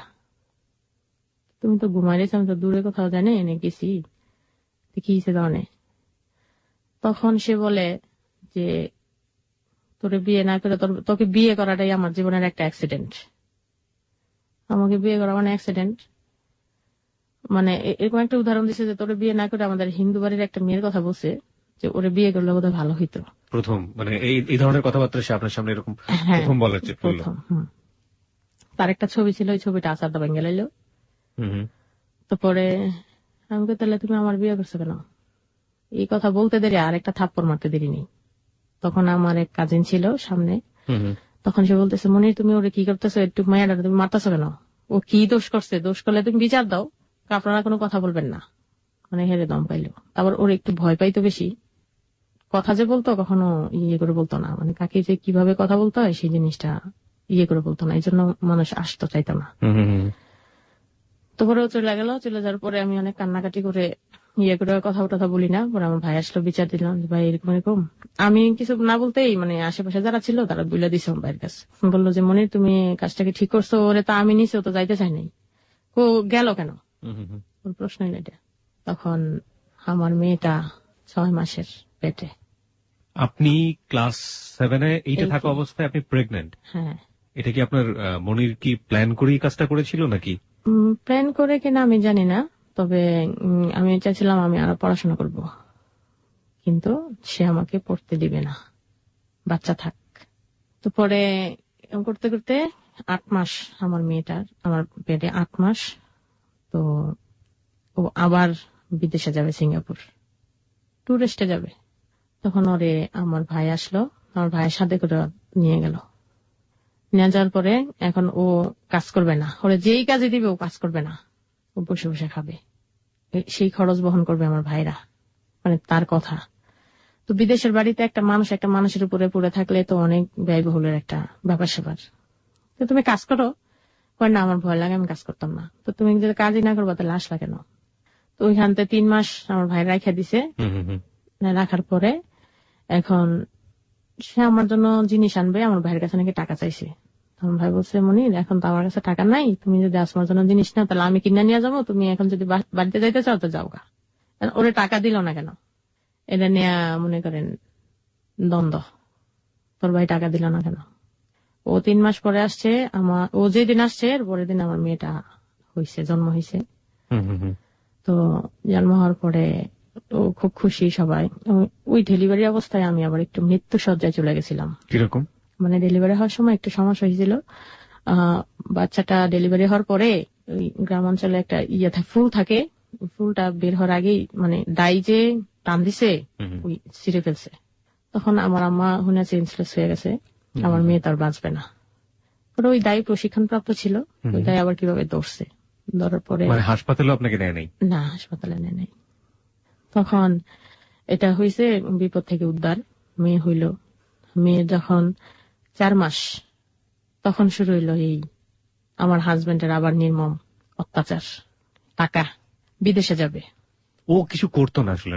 না, দেশে কিছু করতো না, আর বিদেশে যে যেত আমাদের কাছ থেকে যে টাকা নিত ওই টাকা ফেরত দিত না। আর আমাকে যে তেমন ব্যয়বহুল ভাবে খরচ দিয়ে রাখছে ওইটাও না। বলেছি যে 2.5 বছর আমাকে 6,000 টাকা দিছে। এখন সে টাকা 2 দিন পরে পরে কি টাকা দিতে পারে? আর একটা মেয়ের বিয়ে হয়ে গেলে বাপের বাড়িতে সেই অধিকারটা থাকে না, তখন পুরো দায়িত্ব তার হাজবেন্ডের উপর চলে যায়। যেহেতু আমার বিয়ে হয়েছে আজ থেকে অনেক বছর হয়েছে, 5-7 বছর হয়ে গেছে, তা আমি কি টাকার কাছে গেলে টাকাই চামু? আমার আদর করে ঠিক আছে, কিন্তু তার বিনিময়ে তো আমি শুধু টাকা চাইতে পারি না। এমন করতে করতে গেল। তো পরে তার বোনরা বুদ্ধি দিল কি যে ওরে টাকায় নিয়ে আস, ওর তো হ্যাঁ কিছু কইতে পারবি না, ঢাকা নিয়ে আসলে ওরে চাপ দিতে পারবি টাকার লেগে, ওর বাইরের কাছে গেলে বাইরে টাকা দিব। তো আমার ঢাকা নিয়ে আসলো। আমার মেয়েটা তখন 4 মাসের, প্রচন্ড শীত। এখন ও খালি আমার পটাইতেছে যে বাইরে ফোন করলে টাকার কথা বলতে। আচ্ছা ঠিক আছে, এমন চাপের মধ্যে পড়ছি। এখন আর বোনেরাও বুঝায় যে কও তোমার জামা কাজ করলে তো তোমারই হবে, আর বোনের জামা না কও তুমি বলো না কেন তোমার জামা কাজ করলে তো তোমারই হবে। আপা আমার যে হবে, কিন্তু আমার জামাই তো সেইভাবে কাজ করে রাখতে হবে, বারংবার তো তাদের কাছে চাওয়া যায় না। তো পরে কইছে বড় আমার বুদ্ধি করে ঢাকা নিয়ে আসলো। এখন আমার ভাই ফোন দিছে ওর বোনের বাসায়। আমি একবার বলছি ভাই ও তো টাকা চায়, তোমার কিছু টাকা দিবা? তখন বললো কি ফোন করলেই খালি টিয়ার কথাই কস, আর কোনো কিছু বলতে পারিস না? না না, আমার একটু খারাপ লাগলো, মানে আমার একটু কষ্ট হইলো আর কি, যে আজকে জামার জন্য ভাইদের কাছে এই কথা শুনতে হয়। আমি একটু ইন্টারাপ্ট করি। সেটা হচ্ছে আপনাকে যে টাকা দিবে, আপনার পারিবারিক অর্থনৈতিক অবস্থা কেমন ছিল? আপনার বাবা কি করতেন, আপনার ভাইরা কি করতেন? মধ্যবিত্ত ফ্যামিলি। আমার বাবা আগে বিজনেস করতো, যখন আমার বিয়ে হয়েছে, বিয়ের আগে। কিসের বিজনেস করতো? Dry fish. আর আপনার ভাই? আমার ভাইরা তখন আমার বাবা যখন বিজনেস ছেড়ে দেয় তখন আমার আব্বা করছে কি আমার ভাইদেরকে বিদেশে পাঠিয়ে দিছে। আচ্ছা আচ্ছা, বিদেশে পাঠিয়ে দিছে। তখন পরে করছে কি এই কথা বলাতে পরে আবার ফোন করছে, আমার বড় ভাই ফোন করছে। তো আমার এক ভাই যখন এই কথা বলছে, তা আমি তার এই ভাইয়ের কাছে আমার নিজের কাছে একটু সংকোচ লাগে, কিভাবে বলবো, যদি আমাকে তারা অনেক আদর করে। পরে আমি বলছি না, সে দাঁড়ায় রয়েছে, কও যে টাকা দিতে কও। আমি বলছি না, না বলাতে মানে ফোনটার সাথে থাকতেই আমার এমন এক থাপ্পড় মারছে, মানে ড্রেসিং টেবিলের উপর নিয়ে ফেলাইছে, এর বোনের রুমের মধ্যে ফোনটা ঝুলতেছে। একটা জিনিস দেখেন, মানে যখন আপনাকে বিয়ে করলো তখন সে নিজের ইমোশনাল পয়েন্ট অফ ভিউ থেকে একটা টাকা নেয়নি, কিন্তু বিয়ে করার পরে কিন্তু পরিস্থিতিটা চেঞ্জ। এবং সে টাকার জন্যই এখন যে মানুষটার জন্য সে পাগল হয়ে গেল, সেই মানুষটার গায়ে হাত তুলছে। হ্যাঁ, আমি অহরমার খাচ্ছি তার ইয়াতে। পরে টাকা দিল না। তো পরে তার যে বোনরা আছে, তার বড় যে বোন, আমার শুধু সেখানে কষ্টটা যে ওরা কিভাবে আইসা একটু বিচার করলো না যে ওরে মারাস কেন, ও তো কোনো দোষ করে নাই। টাকা যদি মানে টাকা তোর একবার দিছে, তুই যদি এটা ফিরাই দিতি তাহলে তো আবার দেওয়ার জন্য একটা আগ্রহ থাকতো। আমাকে যে মারছে ওরা কিছু বলছে না। তখন আমি আমার ননাসে বললাম যে আপা আপনার ভাই আপনাদের সামনে আমাকে এভাবে মারছে, আমার এই যে ড্রেসিং টেবিল গ্লাসের উপরে ফেলা দিছে, আপনার তো অন্তত কিছু বলা উচিত। সে বলে কি, তোমার জামাই তোমার মারে, আমরা কি ঘুমো। পরে অনেক কিছু করার পরে আমার নিচে গেলাম ঘুমাইতে। আমার মেয়েটা তখন 4 মাসের। এমন শীত, সে মানে টাকা তো আর হাসিল করতে পারে নাই, এখন ভাড়া ধরছে আমি নাকি সাজগোজ করে থাকি না, কাপড় ভালো কাপড় পরে থাকি না, মানে আমি স্মার্ট না, স্ট্যান্ডার্ড না। সে আমার জন্য অনেক জায়গায় গেলে লজ্জা পায়। বলার পরে, এই কথা বলার পরে আমার খাটেতে লাথি মেরে ফেলাই দিছে। তুমি এমন করতেছো কেন? তোমার যদি ভালো না লাগে তাহলে তুমি আমাকে ছেড়ে দাও, নাহলে আমার বাপের বাড়িতে আমার নিয়ে দিয়ে আসো, তোমার কিছু দিতে হবে না। বলছি আর ঠাস ঠাস করে লাথি মেরে আমার খাটেতে ফেলাই দিছে। ফালাই দিয়ে সেটা এরপরে ওর এখন বাচ্চা তো ছোট, আমার বাচ্চাটাকে দিয়ে আমরা বাইক করে দিছি রুমেতে। বাচ্চার বয়স তো এখন কত? 4 মাস। পার্কা দেওয়ার পরে এখন গেট তো তালা দেওয়া, আমি তো বের হতে পারবো না। তখন বাজে রাত 12টা। প্রচন্ড শীত। আমি আমার মেয়েটাকে নিয়ে পাকার মধ্যে বসে আছে। আমার যে সুতি কাপড় ছিল ওই কাপড়টা তার শরীরে দিয়ে পেঁচাইয়া আমি বসে রয়েছি এই অবস্থায়। কিন্তু সে যে দরজা বন্ধ করে ঘুমাইছে, আমি যে কোথায় যাব, আমি যে তার মেয়েটাকে নিয়ে কিভাবে আছি তার কোনো চিন্তা নেই। পরে আমি আজানের সাথে সাথে উপরে গেলাম, গিয়ে ডাইকে উঠেছি, আপা আপনার ভাই তো আমার বাইর করে দিছে। কি লেগে বাইর করে দিছে? তুমি মনে হয় আমার বাইরের লোকে কোনো অন্যায় করছো, এই জন্য বাইর করে দিছে। আমি কি অন্যায়টা করছি আপনার বাইরে বলেন, যে বলতে যে তুমি এই অন্যায়টা করছো। মানে তাদের কাছে আমার কোনো সাপোর্ট নাই। তখন তো এমন একটা ফোনের যোগ ছিল না, 3টে লাইন ছিল আমার ননাসের বাসায়। আমি তখন ফোন করবো কিভাবে, তারা তো বসে থাকি। পরে একদিন হঠাৎ অনেকদিন পরে এইভাবে মারতে আসে। আমার শাশুড়ি বলে যে, আমার ননদ বলে আমার পরনের কাপড় খুললে ওরা আমার বের করে দিবে, তোরে কে আটকাবে দেখি। আমি তো কোনো অন্যায় করি না। আমি যদি কোনো অন্যায় করে থাকি তোমরা আমাকে দেখাও। তোমার ভাই আমাকে দিনের দিন টাকার জন্য চাপ দিতেছে। টাকার জন্য চাপ দিলে টাকা না দেন, টাকা তো আর বললেই আসে না। আমার দুলাভাই ফোন করলো, দুলাভাই আপনি যত তাড়াতাড়ি সম্ভব আমার এসে নিয়ে যান, আমাকে তোরা মারামারি করতেছে। আমি এই কথা বললাম কেন, এটা আমার অন্যায়। সে আবারও মাই শুরু করে দিছে বলে অন্যায়। তা আমি বলছি যে তুমি যদি আমার সাথে এমনই করো, টাকাটাই যদি তোমার কাছে বড় হয়, আমি এবং আমার মেয়ে যদি কিছু না হয়, তাহলে তুমি আমাকে বিদায় করে দাও, সমস্যা নেই। তুমি যেখানে টাকা পাবো সেখানে বিয়ে করো। ও না, তোরে আমি ছাড়বো না, ভালো থাকতেও দিব না। আমার অন্যায়, তোর কোনো অপরাধ না, তুই টাকা এনে দিবি। এমন করে আমার দুলাভাই আমাকে নিয়ে গেল। এসে আসলো, সে আমাকে দিবে না তার কাছে সাথে যাইতে। আমার দুলাভাই জিজ্ঞেস করলো তুমি ওরে মারো কেন? ও তো এখনো বাচ্চাই রয়েছে, হয়তো ওর মেয়ে হয়ে গেছে, ওরও তো এখনো 18 বছরই হয় নাই। সবাই বলে কি যে আমার বোর্ডে আমি মাইরা স্যালাইন লাগাই রাখবো, আপনি বলার কি? এই কথা আমার শুনে দুলাভাই চুপ করে রয়েছে। এখন আমার বসে যাইবে, আমি হ্যাঁ দুলাভাই যাবো। পরে আমি আইসি রামপুরে আমার বোনের বাসায়। আমার পরে এখন সে আবার আমার কাছে আসবে কিছুদিন পরে আসবে। পরে আমি আমার আম্মার ফোন করলাম, আম্মা আমি বাইজামুগা, আমার যে ওরা অত্যাচার করতেছে আমি আর এইসব কথা বাড়িতে শোনাইনি, আমি বাইজামুগা। পরে কি আমি কিছু হয়েছে না, বাড়িতে যামুগা। পরে আমার আম্মা এসে আমাকে বাড়িতে নিয়ে গেল। নিয়ে যাওয়ার পরে সে কিছুদিন যায় না আমাদের বাসায়, যায় না। পরে চিন্তা করলাম যে একটা মেয়ে হয়ে গেছে, এখন যদি আমার হাজবেন্ড বিয়ে করে ফেলে তাহলে আমি মেয়েটাকে নিয়ে কি করব। পরে আমি তার পিছনে পিছনে ঘুরি। আমি শুনলাম সে বিয়ে করে ফেলবে, মনে হলো যে মানে আকাশটা ভেঙে পড়ছে, সে বিয়ে করবে। করতে করতে আমার মেয়েটার যখন 8 মাস, তখন বাসায় বাড়িতে এসে সে আমাকে মারে। আপনার বাড়িতে? আমার বাড়িতে। আপনার বাবা মা কিছু বলতো না? আমার আব্বা আম্মা ছিল না বাড়িতে, মারে। এখন কেউ যদি জিজ্ঞেস করে কি রে, আমার মেয়েটা তখন অনেক ভয় পাইতো, ওরা দেখলে যাইতো না। আমার কোলে তো মেয়েটা ছিল, ও আমার থাপ্পড় মারতো, ঘুষি মারতো, ওরকম। পরে করছে কি, এমন করতে করতে ওর মারে। পরে মারার পরে এক বিচার হইল। কেন? সে বিচারে বলল যে ও আমার কথা শোনে না এবং সে ভালোভাবে কাপড় চোপড় পরে না, সাজগোজ করে থাকে না। এই অপবাদটা দিল আমার। তো সবাই বলে ঠিক আছে, তোরা যখন সাজগোজ করার লেগে এরকম করে, তো তুই একটু ভালোভাবে চলতে পারিস না। কি ভালোভাবে তো আমি চলি, যতটুকু থাকার দরকার। চাচতো বোনরা আমাকে মানে চলাফেরার একটা স্টাইলটা শিখাইলো যে ওরা যেভাবে থাকে তুই এভাবে থাকবি। তো করে গেল 8 মাস। যখন আমার হাজবেন্ড তো টাকা চাইলো, টাকা তো দিলাম না, ওগুলোকে আমার কাছে না বলেই বিদেশ চলে গেল, সৌদি আরব। টাকা ম্যানেজ করলো কিভাবে? টাকা হয়তো বা ওর বোনরা দিছে এরকম। 1 সপ্তাহ আমি কোনো খোঁজ খবর পাই না। আমার ভিতর ভিতর একটু ছটফট করতেছে। আমার এক ননদের কাছে, খালা শাশুড়ির ননদের কাছে খবর পাইলাম যে ভাবি মনির ভাই তো সৌদি গেছে গা, আপনার লোক ফোন টোন করছেনি। আমি কই না তো। কে কইছে বিদেশ গেছে? ও ও যেদিন গেছে এর পরের দিন আবার আমার শাশুড়ি আমার মেয়ের জন্য 2 জোড়া জুতা নিয়ে আসছে। তো নিয়ে আসছে, আমাকে এই জুতা কিনে দিচ্ছে, কারাই ওর আব্বু কিনে দিছে। নিয়ে আসার পরে টিন্দায় গেল, আমার শাশুড়ি চলে গেল। মানে 1 সপ্তাহ পরে শুনলাম আমি বিদেশ গেল। বিদেশে যাওয়ার পরে ও চিঠি লিখলো আমার কাছে, মানে যত রকমের খারাপ ভাষা সবকিছু ইউজ করলো এই চিঠির মধ্যে। আমি তার যোগ্য না, সে আমাকে বিয়ে করে অনেক ঠকিয়া গেছে, অনেক লস খাইছে, আমি ভুল করছি, আমি সে ভুল থেকে ফিরে আসতে চাই, এরকম কথাবার্তা। তারা অপমান করছি, এটা সেটা। আর ও কথায় কথা খাওয়ানোর খোটা দিত, যে এটা খাওয়াই ওইটা খাওয়াই। তো তুমি আমার হাজবেন্ড, তুমি খাও, না খাওয়াইলে কে খাওয়াইবো? বিয়ে করছো তুমি, আমার কি আরেকবার খাওয়াইবো? আমি পড়াশোনাটা আবার স্টার্ট করলাম, আমি ক্লাস 9-এ ভর্তি হলাম। আমার মেয়েটা মোটামুটি 1 বছর 1.5 বছর হইল। আমি কক্সবাজার যাই বেড়াইতে আমার ভাইয়ের সাথে 2000 সালে। 2000 সালে আমার মেয়েটারে নিয়ে নিই, আমার মেয়েটার আমার আম্মার কাছে রেখে গেছি। তো বাচ্চা মানুষ, যদি যাই একটু ঘুরতে না পারলে তো চিল্লাচিল্লি করবো, ঘুরতে পারবো না, এই মনে করে আবার আমার আম্মার সাথে আমার মেয়েটা আবার থাকতো, আমার সাথে তেমন একটা ইয়ে ছিল না। তো গেল আমার ফ্যামিলির, আমার ভাই, আমার বোন, দুলাভাই, ভাগ্নিয়ারা সবাই মানে গেছে ওখানে। যাওয়ার পরে আমার এই ছিল যে আর কখনো যাইতে পারবো কিনা, তো ওদের সাথে একটু ঘুরে দেখে আসি কক্সবাজারটা কেমন, এই হিসাব করে গেছি আর কি। যাওয়ার পরে আমার শ্বশুর তখন অসুস্থ ছিল, আমি আমার শাশুড়ির কাছে বলে গেছি যে আম্মা আমি এই 2 দিনের জন্য যাই, 2 দিন পরে আয়া করবো। গেছি, আমার একটা দেবর ছিল, মানে আমার নামে যত কথা বানায় ওর ভাইয়ের কাছে বলতো।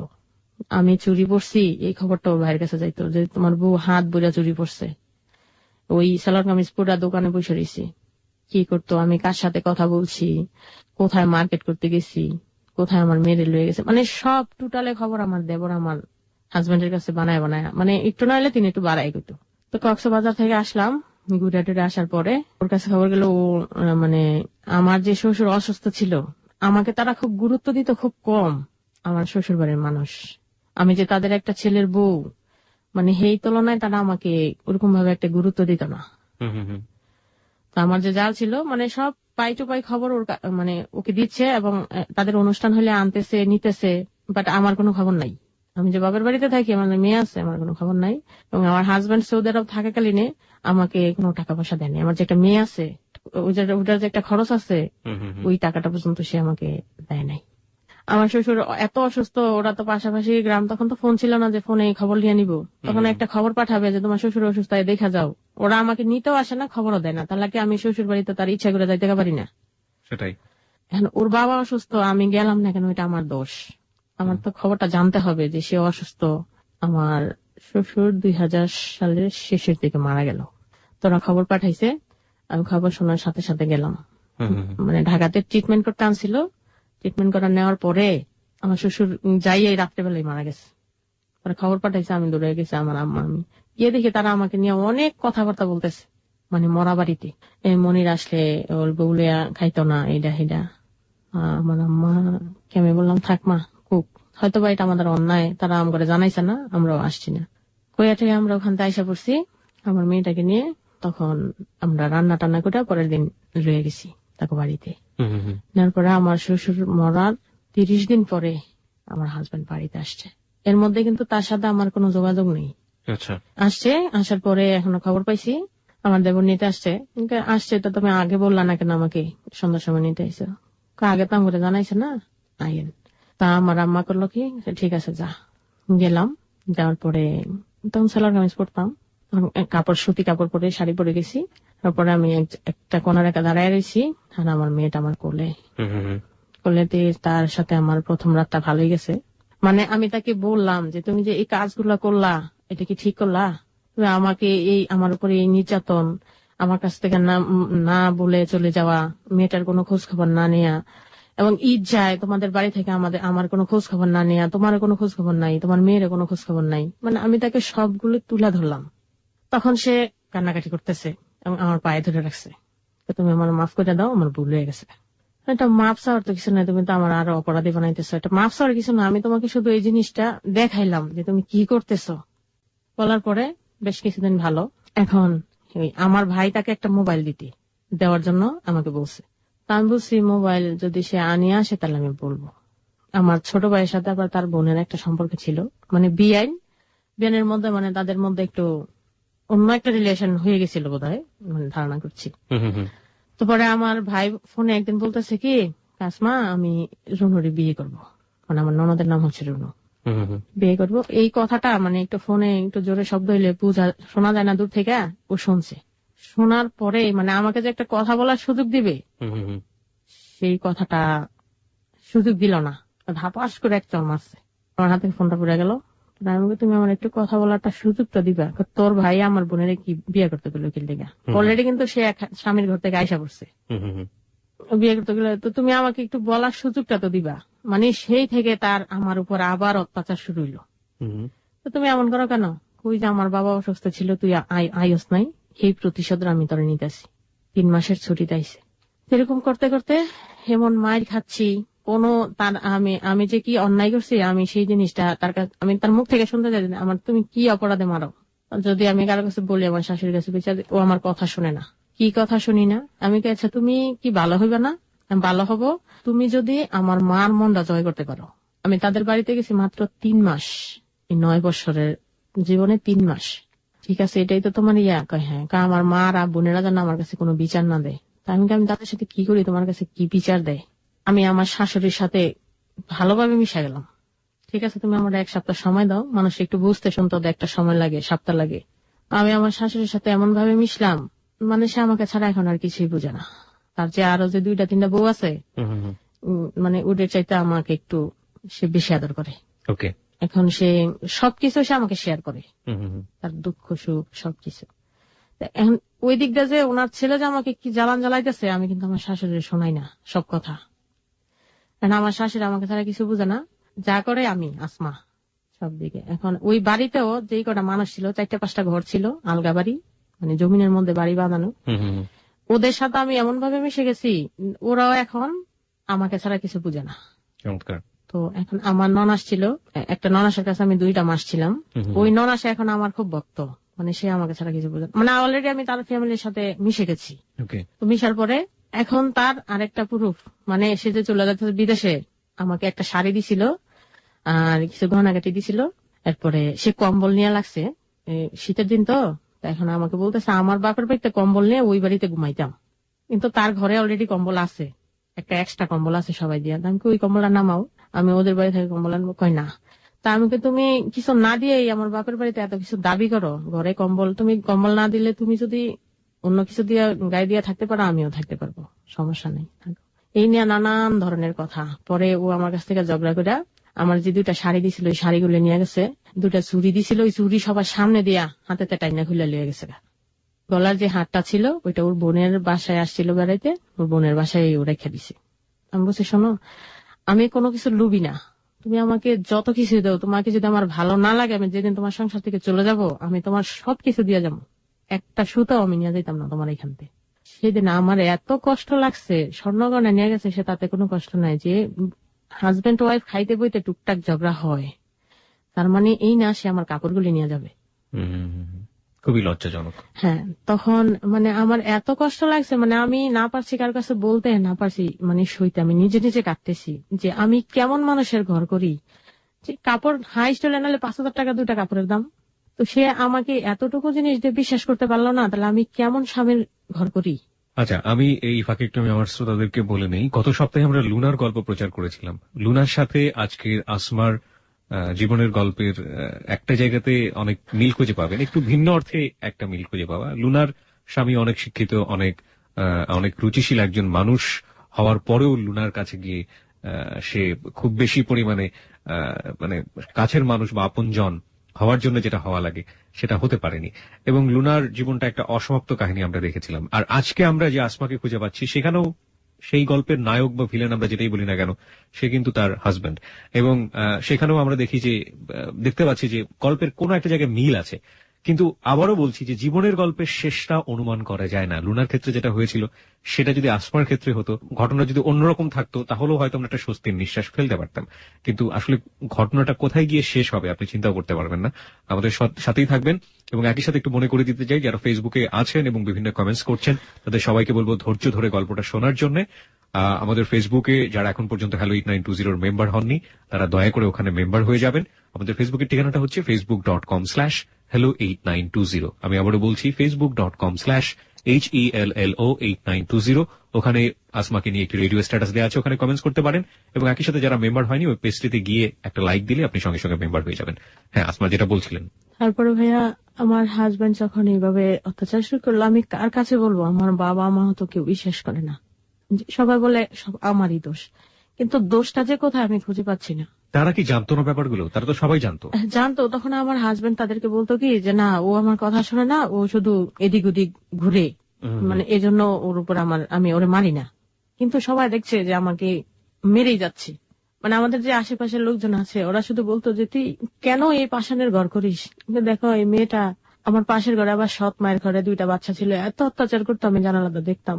তখন ভাবতাম যে আমার মেয়েটা কার দিকে তাকাবে আমি যদি এখান থেকে চলে যাই। তখন শত অত্যাচার সহ্য করে মেয়েটার মুখের দিকে তাকিয়ে আমি তার কাছে ছিলাম।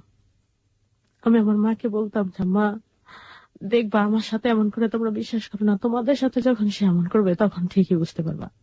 তখন এটা করতে করতে সে একদিন আমাকে এমন ঘুষি মারলো, আমার এই চোখের এদিকে ফুলাই লেগেছে, মানে কালো হয়ে গেছে। হ্যাঁ, ডাইন পাশে কালো হয়ে গেছে। এখন আমার মুখ টুক ফুলে গেছে। সকালবেলা সে বলতেছে কি এখানে থাকবা না তোমাকে বাড়িতে যাবা গা। সে আমার কাছে মাপ চাইতেছে, আমার মাপ করে দাও, আমার ভুল হয়ে গেছে গা, তুমি বাড়ি থেকে কিছু কইও না কারো কাছে। সে কইতাম না। কই কি কইবা? আমি কমো কি যে খাটেতে পুরা ফুলাই লেছি। পরে সে আমাকে সাথে সাথে আমার মানে সকালবেলায় আমার বাবার বাড়িতে নিয়ে আসছে। নিয়ে আসার পরে ওই আমার আগেই প্রচার করতেছে যে আমি খাটেতে পুরা আমার চোখের দিকে ফুলাই লেছি। আমি লজ্জায় কারো কাছে যাই না, ঘরেই থাকি। আমার আম্মা জিজ্ঞেস করতেছে, আমি তখন বলছি যে না, এটা আমি খাটেতে পড়ে গেছি।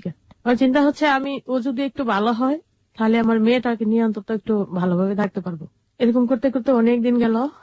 এক কবিরাজের কাছে গেল, আমার ব্রেন আউট করেও আমাকে বের করে দিবে ঘর থেকে।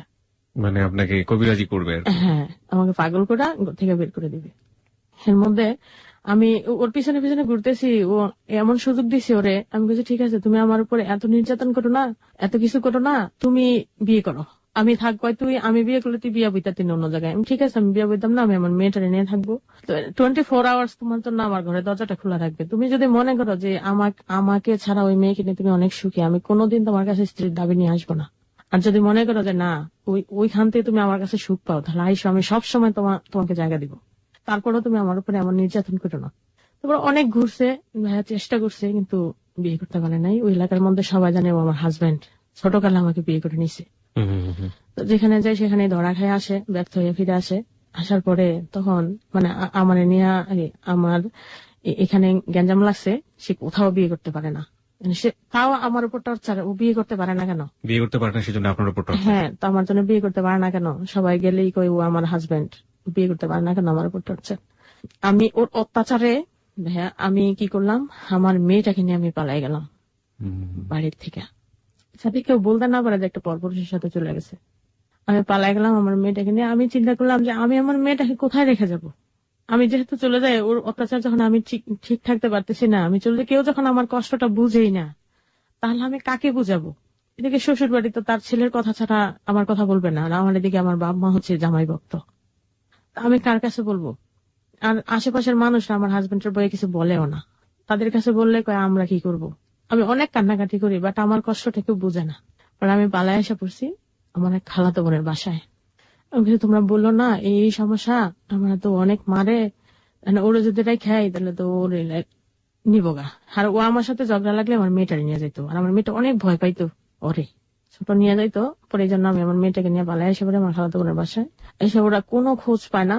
আমি আমার খালাতো বোনের বলছি তুমি বললো না কারো কাছে, যদি জানে তাহলে আমরা এখান থেকে দূরে নিয়ে যাবো, তোমার আর অনেক অপমান করবো। আমি আসি, আমার খালাতো বোন অনেক আদর করে রাখতেছে আমার মেয়েটাকে নিয়ে। প্রায় 1 মাস যাওয়ার পরে আমার খালা কিভাবে যেন খবর পাইছে আমি আমার খালাতো বোনের বাসায়। আমার খালা আবার আমার আম্মারে বলে দিছে। বলে দেওয়ার পরে যখন এই যে জানতে পারছে ওরা আমি এইখানে, ওরা মার করে আমার হাজবেন্ড নিয়ে আসছে আমার খালাতো বোনের বাসায়।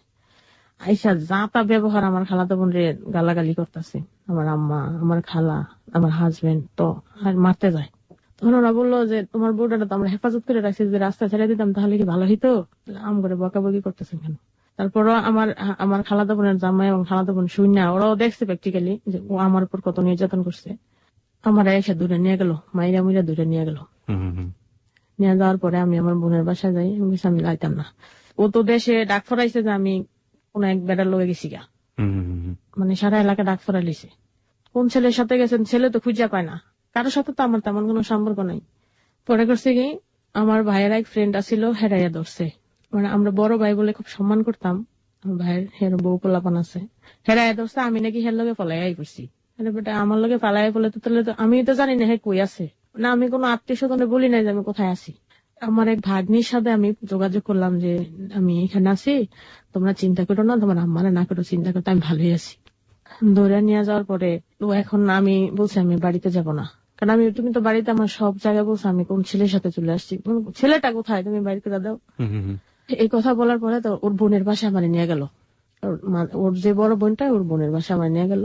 এখন আমার মেয়েটা ওর সাথে, আমাকে, আমি যদি না যাই তাহলে আমার মেয়েটাকে সে নিয়ে যাবে। আমার মেয়ে তো আমার গলা ধরে কান্নাকাটি করতেছে। কোন মার গলায় ধরে যদি কোনো সন্তান কাঁদে তাহলে তার মন মানানো যায় না। তখন আমি কি করলাম, আমি তার সাথে গেলাম নিরুপায়। যাওয়ার পরে ওইখানে 1 মাস 2 মাস রইলাম। সে আমার ব্যাগ, আমার কাপড় চোপড় তো কিছু নিয়েছি না, আমি শুধু একটা ড্রেস পরে আর একটা ড্রেস, মানে 2টা ড্রেস পরে আমি বাসা থেকে বেরিয়ে আসছি। আমার মেয়ের একটা ফ্রক আর 1 জোড়া জুতা, আচ্ছা এছাড়া আমার কিছু নেই। যাওয়ার পরেও আমার বাড়ি থেকে আমার ব্যাগ আনছে, কাপড়ের ব্যাগ আনছে, সবকিছু। এখন আমি ওই ব্যাগ গুলা টাচ করি নাই। সে নাকি আমার ব্যাগেতে একটা ফোন নাম্বার পাইছে আমার বোনের এক ভাগ্নির, এই নাম্বার পাই আমাকে এমন মাই শুরু করে দিছে, তোর ব্যাগ এই নাম্বার এখনো কেন? না আমি তো জানি না, তো তোমার বোনেই রাখছে, নাম্বার থাকতেই পারে, যেহেতু ওরা আসছিল আর আমার সমবয়সী, নাম্বার থাকলে সমস্যাটা কোথায়? কয় না, তুই নাম্বার রাখবি কি লিখে। এরকম করে আমি এমন অসুস্থ হয়ে গেছি, মানে খাইতে লইতে পারি না, ও এরকম অত্যাচার। ওর বোনের বাসায়, ওর বোন এখন যেটার বাসায় থাকি এটা আবার কিছুটা ওরা কিছু বললে গিয়ে ও তো বাসায় থাকে না, এদিকে আমার সাথে ঝগড়া শুরু করার পরে এমন অসুস্থ হয়েছে আমি আর শোয়া থেকে উঠতে পারি না। বললাম কি তুমি, আমি তো উঠতে পারি না, কোনো কাজ টাজও করতে পারি না, রান্না না করলে খাইবা কি? আমি থাকলে যদি রান্না না করি তাহলে দেখা যায় যে কেমন দেখা যায়, তো তুমি আমার বোনের বাসায় একটু দিয়ে আসো, আমি 1 সপ্তাহের জন্য যাই। ওখানে গিয়ে ভাইয়া যে এমন ঝগড়া, মানে আমার বোনের ভাগ্নিরে ওই বাসায় দেখলো কেন, এই জন্য সে ঝগড়া করতেছে যে ওই আইলো কেন। আমি কার কি আশ্চর্য, ওর মামার বাসাও আসতে পারে না, তো তুমি এই বিষয় নিয়ে তুমি ঝগড়াঝাটি করো কেন? এরকম করে আমি অসুস্থ, আমি আমার আম্মা এসে আমাকে বাড়িতে নিয়ে গেল, ট্রিটমেন্ট করাইলো। আর আমার যখনই অসুখ থাকে ওর কোনো না কোনো কাজে আমার কাছ থেকে দূরে সরে যায়, মানে ও যে আমাকে একটা হসপিটালে নিয়ে যাবে, ট্রিটমেন্ট করাবে, ওরকম ইয়াটা নাই। বা ট্রিটমেন্ট না করাক, ও স্বামী হিসেবে যদি একটা পাশে থাকে তারপরে কিন্তু একটু ভালো লাগে, কিন্তু ওই দুঃসময়টাতে ও দূরে সরে যায়। গেল, আমি সুস্থ হইলাম, তার সাথে আবার বিচার আচার হইলো, মানে আমাকে দিবে না। এখন সে দাবি করতেছে তোমার বাপের বাড়িতে 50,000 টাকা আনবা, আর নাইলে আমি তোমার তালাক দিব। বিচার আচার বলতে কি আপনি সালিশের কথা বলছেন? হ্যাঁ, সালিশ বোধহয় একাধিকবার হয়েছে না? হ্যাঁ, 1 বছরে মনে করেন 1 বছরে 5 বার সালিশ হয়েছে আপনাদেরকে নিয়ে, আমার হাজবেন্ডের নিয়ে, আমারে নিয়ে। পরে করছে কি, এখন সে বলে আমার ঘরে বলতেছে যে 50,000 টাকা না দিলে আমি তোমাকে তালাক দিব। তখন আমার একটু রাগ উঠলো ওর উপর, আমি কোথেকে টাকা আনবো? তখন আমি তাকে রাগের মাথায় বললাম কি যে তুমি যদি 50,000 টাকা না দিলে যদি আমাকে না রাখো, আমি 50,000 টাকা দিয়ে তোমার সংসার করতাম না, দরকার হলে আমি 50,000 টাকা দিয়ে অন্য আরেকটা বিয়ে করবো। মানে আমি তাকে রাগের মাথায় এই কথাটা বলছি। বলার পরে কি তুই এই কথাটা বললি কেন, ঠাস 2 চটকনা মারছে। পরে আমার শাশুড়ি এলাম, আমার আরেক ঘরের ভাসুর আসলো, কই কি সে এই মারামারি করছ কেন? মানুষ না তো মানুষের বাচ্চা আমার বলতেছে। আমাকে ভাই দেখেন, আমি এই কথাটা বলছি, সে আমার এই কথাটা বলে, প্রায় সময় বলে, আমি যদি হাতে গলায় একটা চেন দিতাম ভাইয়া, ওইটা ছিঁড়ে নিত গা, ঘুমাই গেলে গা, কানেতে জিনিস খুলে নিত গা, হাতে আংটি খুলে নিত গা। আমি একটা সময় সবকিছু ত্যাগ করে দিছি, কিচ্ছু বলি না, মানে আমার ভাইরা দেয় আর ও নিয়ে যায়। বললাম আমার ভাসুরে যে ভাই এরকম ব্যাপার, ও এখন বলতেছে 50,000 টাকা নাই না আমার তালাক দিব। আমি এই কথাটা বলাতে সে আমাকে মারছে। তখন আমার ভাসুর আমার হাজবেন্ড একটু বকাঝকা করলো, আর অত্যাচারের মাত্রায় না সহ্য করতে পারে আমি সুসাইড করার সিদ্ধান্ত নিলাম। আমি যখন কোথাও যাইতে পারবো না, আমার দুঃখ যখন বাবা মা বুঝে না, তাহলে আমি কোথাও গিয়ে যখন থাকতেও পারি না তাদের জন্য, তাহলে আমি আর বাচ্চা থাকা লাভ কি? সুইসাইড করার প্ল্যানটা আসলে কি ছিল? ফাঁসি দেওয়ার একটা প্ল্যান করছিলাম, যে আমি পরনের কাপড় খুলে, আমার আরেকটা কাপড় ছিল, কাপড় অলরেডি ঝুলাই ফেলছি। দিনের বেলা রাত্রে বেলা? রাত্রে বেলা। তখন আমার হাজবেন্ড হাত দিয়ে দেখে আমি বিছানায় নাই, সে দুসমুজ করে উঠলো, ওইটা লাইট জ্বালায় দেখে, মানে আমি অলরেডি গলার ভিতরে ঢুকাই ফেলবো, এই সময় গিয়ে আমার সে লাত্তিটা ফালাই দিছে। তারপরেও আমার হাত পরে বাঁধছে, বাইন্দা খাটের মধ্যে শোয়ায় কতক্ষণ মারছে, মারার পরে সকাল হয়েছে, এখন সেই কাপড়টা খুলবে না। কোনটা খুলবে না? ফাঁসির কাপড়? ফাঁসির কাপড়টা। এখন আমার বলতেছে আমি সবাইরে খবর দেবো যে আসমা ফাঁসিতে মরে গেছে। দেখো আমার আব্বা মা বোনে দূরে, আমি তো মরি নাই, যদি মরে যেতাম তাহলে তুমি খবরটা দিতে। পরে এরকম করতো। এরপরে বলতো যে আমি তোরে রাখতাম না, এবার তোরে আমি তোর কাপড়টা খুললে ব্লাউজটার পেটিকোটটা পরে রাস্তা দিয়ে ছেড়ে দিব, সে আমাকে বলতেছে। এরপর থেকে সে আমারে পায়ে তালা দিয়ে রাখতো, খাটের সাথে শুইলে তালা দিয়ে রাখতো। আমি বলছি না, আমি আর এমন কাজ করবো না, আমি দাসকার কাছে ভুল স্বীকার করছি, আমার এটা ভুল হয়ে গেছে, ঠিক আছে, আমি তুমি যদি আমাকে মেরেও ফেলো তারপরে আমি আর কখনো এরকম সুইসাইড করার প্ল্যান করবো না, তুমি আমার উপর আর নির্যাতন করো না। এরকম করতে করতে আমার ভাই আসলো, মানে আমি তো কাউকে বলতে পারি না। তো একটা সময় আমার আম্মা একটু টের পাইছে যে সে আমার উপর কি পরিমাণ নির্যাতন করে। আমার আম্মা আব্বা আমার ভাইরা সবাই টের পাইছে। যখন ওদের সাথে আস্তে আস্তে এই ব্যবহার গুলা গড়াইলো তখন ওরা টের পাইছে। আমি আমাদের বাড়িতে আসছি, হ্যাঁ, বিচার করে আমার ভাই আবার সালিশ বসাইয়া ওখানতে মানে ঝগড়াঝাটি করে এখানে নিয়ে আসছে আমি আমাদের বাড়িতে, ওর সাথে আমার সাথে ডিভোর্স হয়ে যাবে, এরকম একটা প্ল্যান। তখন মানে সবাই একটু স্বস্তির নিঃশ্বাস ফেললো আর কি, যে এতদিনে বোধহয় মেয়েটা একটু শান্তি পাবে। সিদ্ধান্ত হয়েছে মেয়েটা আমার কাছে যতদিন পর্যন্ত না ইচ্ছা করে যায় ততদিন আমার কাছে থাকবে, কাজে নিয়ে আসবে। তারিখ দিছে আমার আব্বারে। তখন পরে করছে কি, ও একদিন আগে আমি রান্না বসাইছি, আমার আইসা চুলে দৌড়া দৌড়ে লিয়ে গেছে ওর বাড়িতে। কি ব্যাপার, তুমি না কালকে কাজে নিয়ে আসার কথা, তোমার সাথে আমার সারা তারিখ, তুমি আমার ধরছো কেন? কয় না, এখনো তুই আমার বউ আছো, আমি তোরা লিয়ে যাবো। কি কইছে আমি তোরা ছেড়ে দেবো?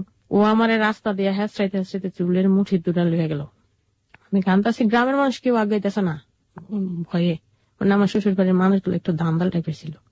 নিয়ে গেল, আমার আব্বা খবর পাইলো, খবর পাইয়া বললো ঠিক আছে তুমি আমার মেয়েরা ধরে আনছো, আমি রাত্রে লোকজন নিয়ে আসবো, আমার মেয়েরা আমি তোমার কাছ থেকে একবারে ছাড়ান লিয়ে যাবো, তোর বাচ্চা তুই রেখে দিস। আমার আব্বা এইভাবে বলছে।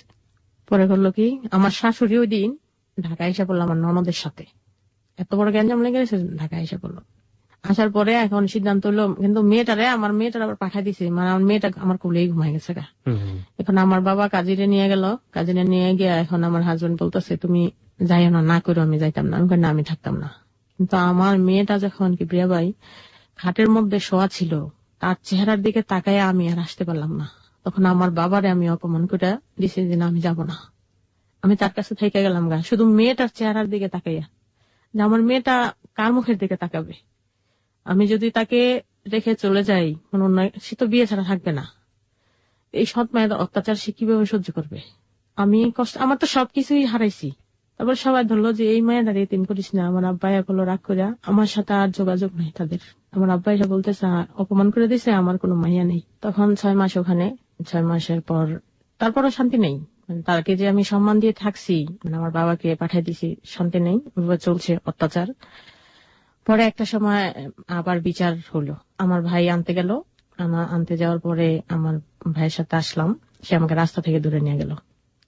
দূরে নিয়ে যাওয়ার পরে আমার ভাই বললো যে না, তোর সংসার আর করাবো না, তুই এত অত্যাচার করতেছ, তো আমরা বাড়িতে থাকি না দীক্ষা, কিন্তু সে আমার ছোট বোন, তোর ঘরে আর রাখবো না, তুমি নিতে এলে আমাদের বাড়ি থেকে নিতে হবে।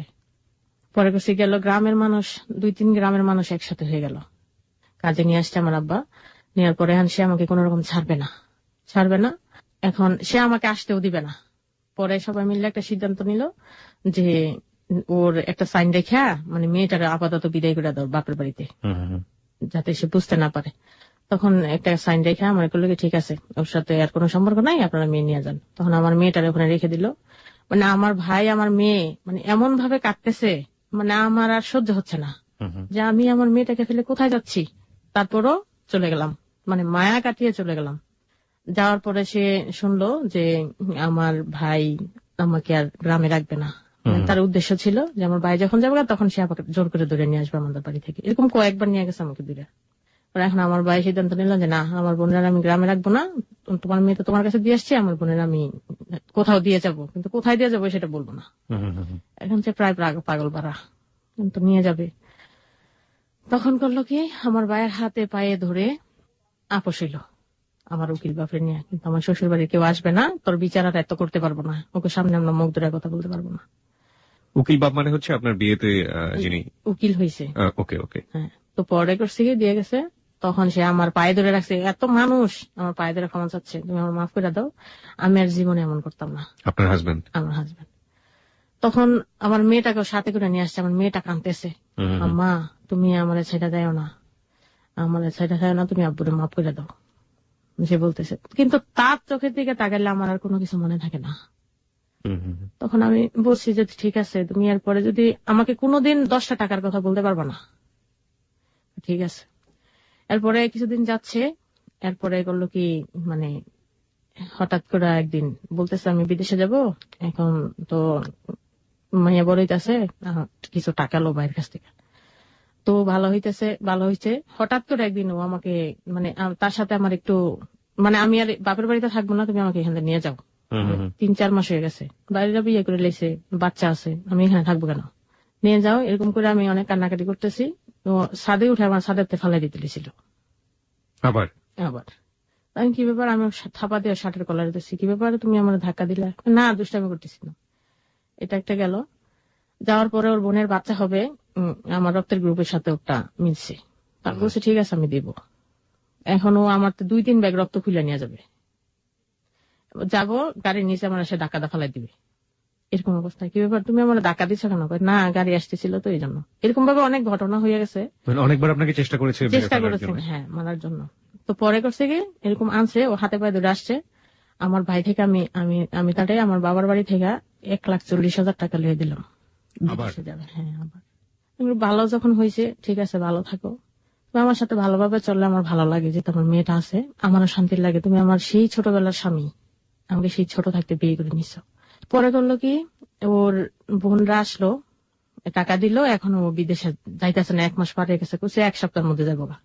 তো গেছে, যাওয়ার পরে বোনেরা আইসে, ওর বোনেরা দেখতে আসবে। দেখতে আসার পরে এখন ওর ফ্যামিলির সাথে মানে আমার নিচে লাস্টে ওর ফ্যামিলির সাথে আমার কোনো যোগাযোগ নেই, ও আসছে, ওর সাথেই শুধু আমার ইয়াটা, মানে ওর আমার শাশুড়ি আসবে না, আমাকে নিতে আসবে না, ওর বিচার আর এত করতে পারবে না, তাইতেছে। পরে ওর বোন আসলো, আমার মেয়েটাকে পাঠাইলাম, ওদের ঘরে নাকি অনেক ঝগড়াঝাটি হয়েছে। সেদিন ছিল শনিবার দিন, আমি আমার ভাইয়ের সাথে কথা বলতেছি, শনিবার দিন রাতে ও আসছে, আমি টের পাইছি। ওর বোনরা বলতেছে যে হয়তো তুই এই বউ সারবি না লাম করে সারবি, যে তোর বউ এই বউ লেগে অনেক বিচার আচার হয়েছে, তুই বউর পিছারস না, তুই হয়তো বউ সারবি না লাম করে সারবি, যদি বউ লেগে খাস তাহলে আম করে পরিচয় দিতে পারবি না, আর যদি বউ সারা দেস তাহলে তুই আমগুলো লগে পরিচয় দিতে পারবি। এরকম একটা কথা হয়েছে। মানে তার মাথার ভিতরে চিন্তা, মানে সে আমাকে ছেড়ে দিব না বা 1 মাস ছেড়ে দিব মেয়েটা, মানে সবকিছু মিলা মানে শনিবার দিন রাতে ও যে আসছে, আমি টের পাইছি যে 11টা বাজে এসে আমাদের এখান থেকে ঘুরে গেছে। ঘুম আসছে না, ভালো লাগছে না। পরে করলাম কি, আমি আমার মেয়েটা আমার সাথে ঘুমাবে, বলতেছে আম্মু আমি তোমার সাথে ঘুমাবো।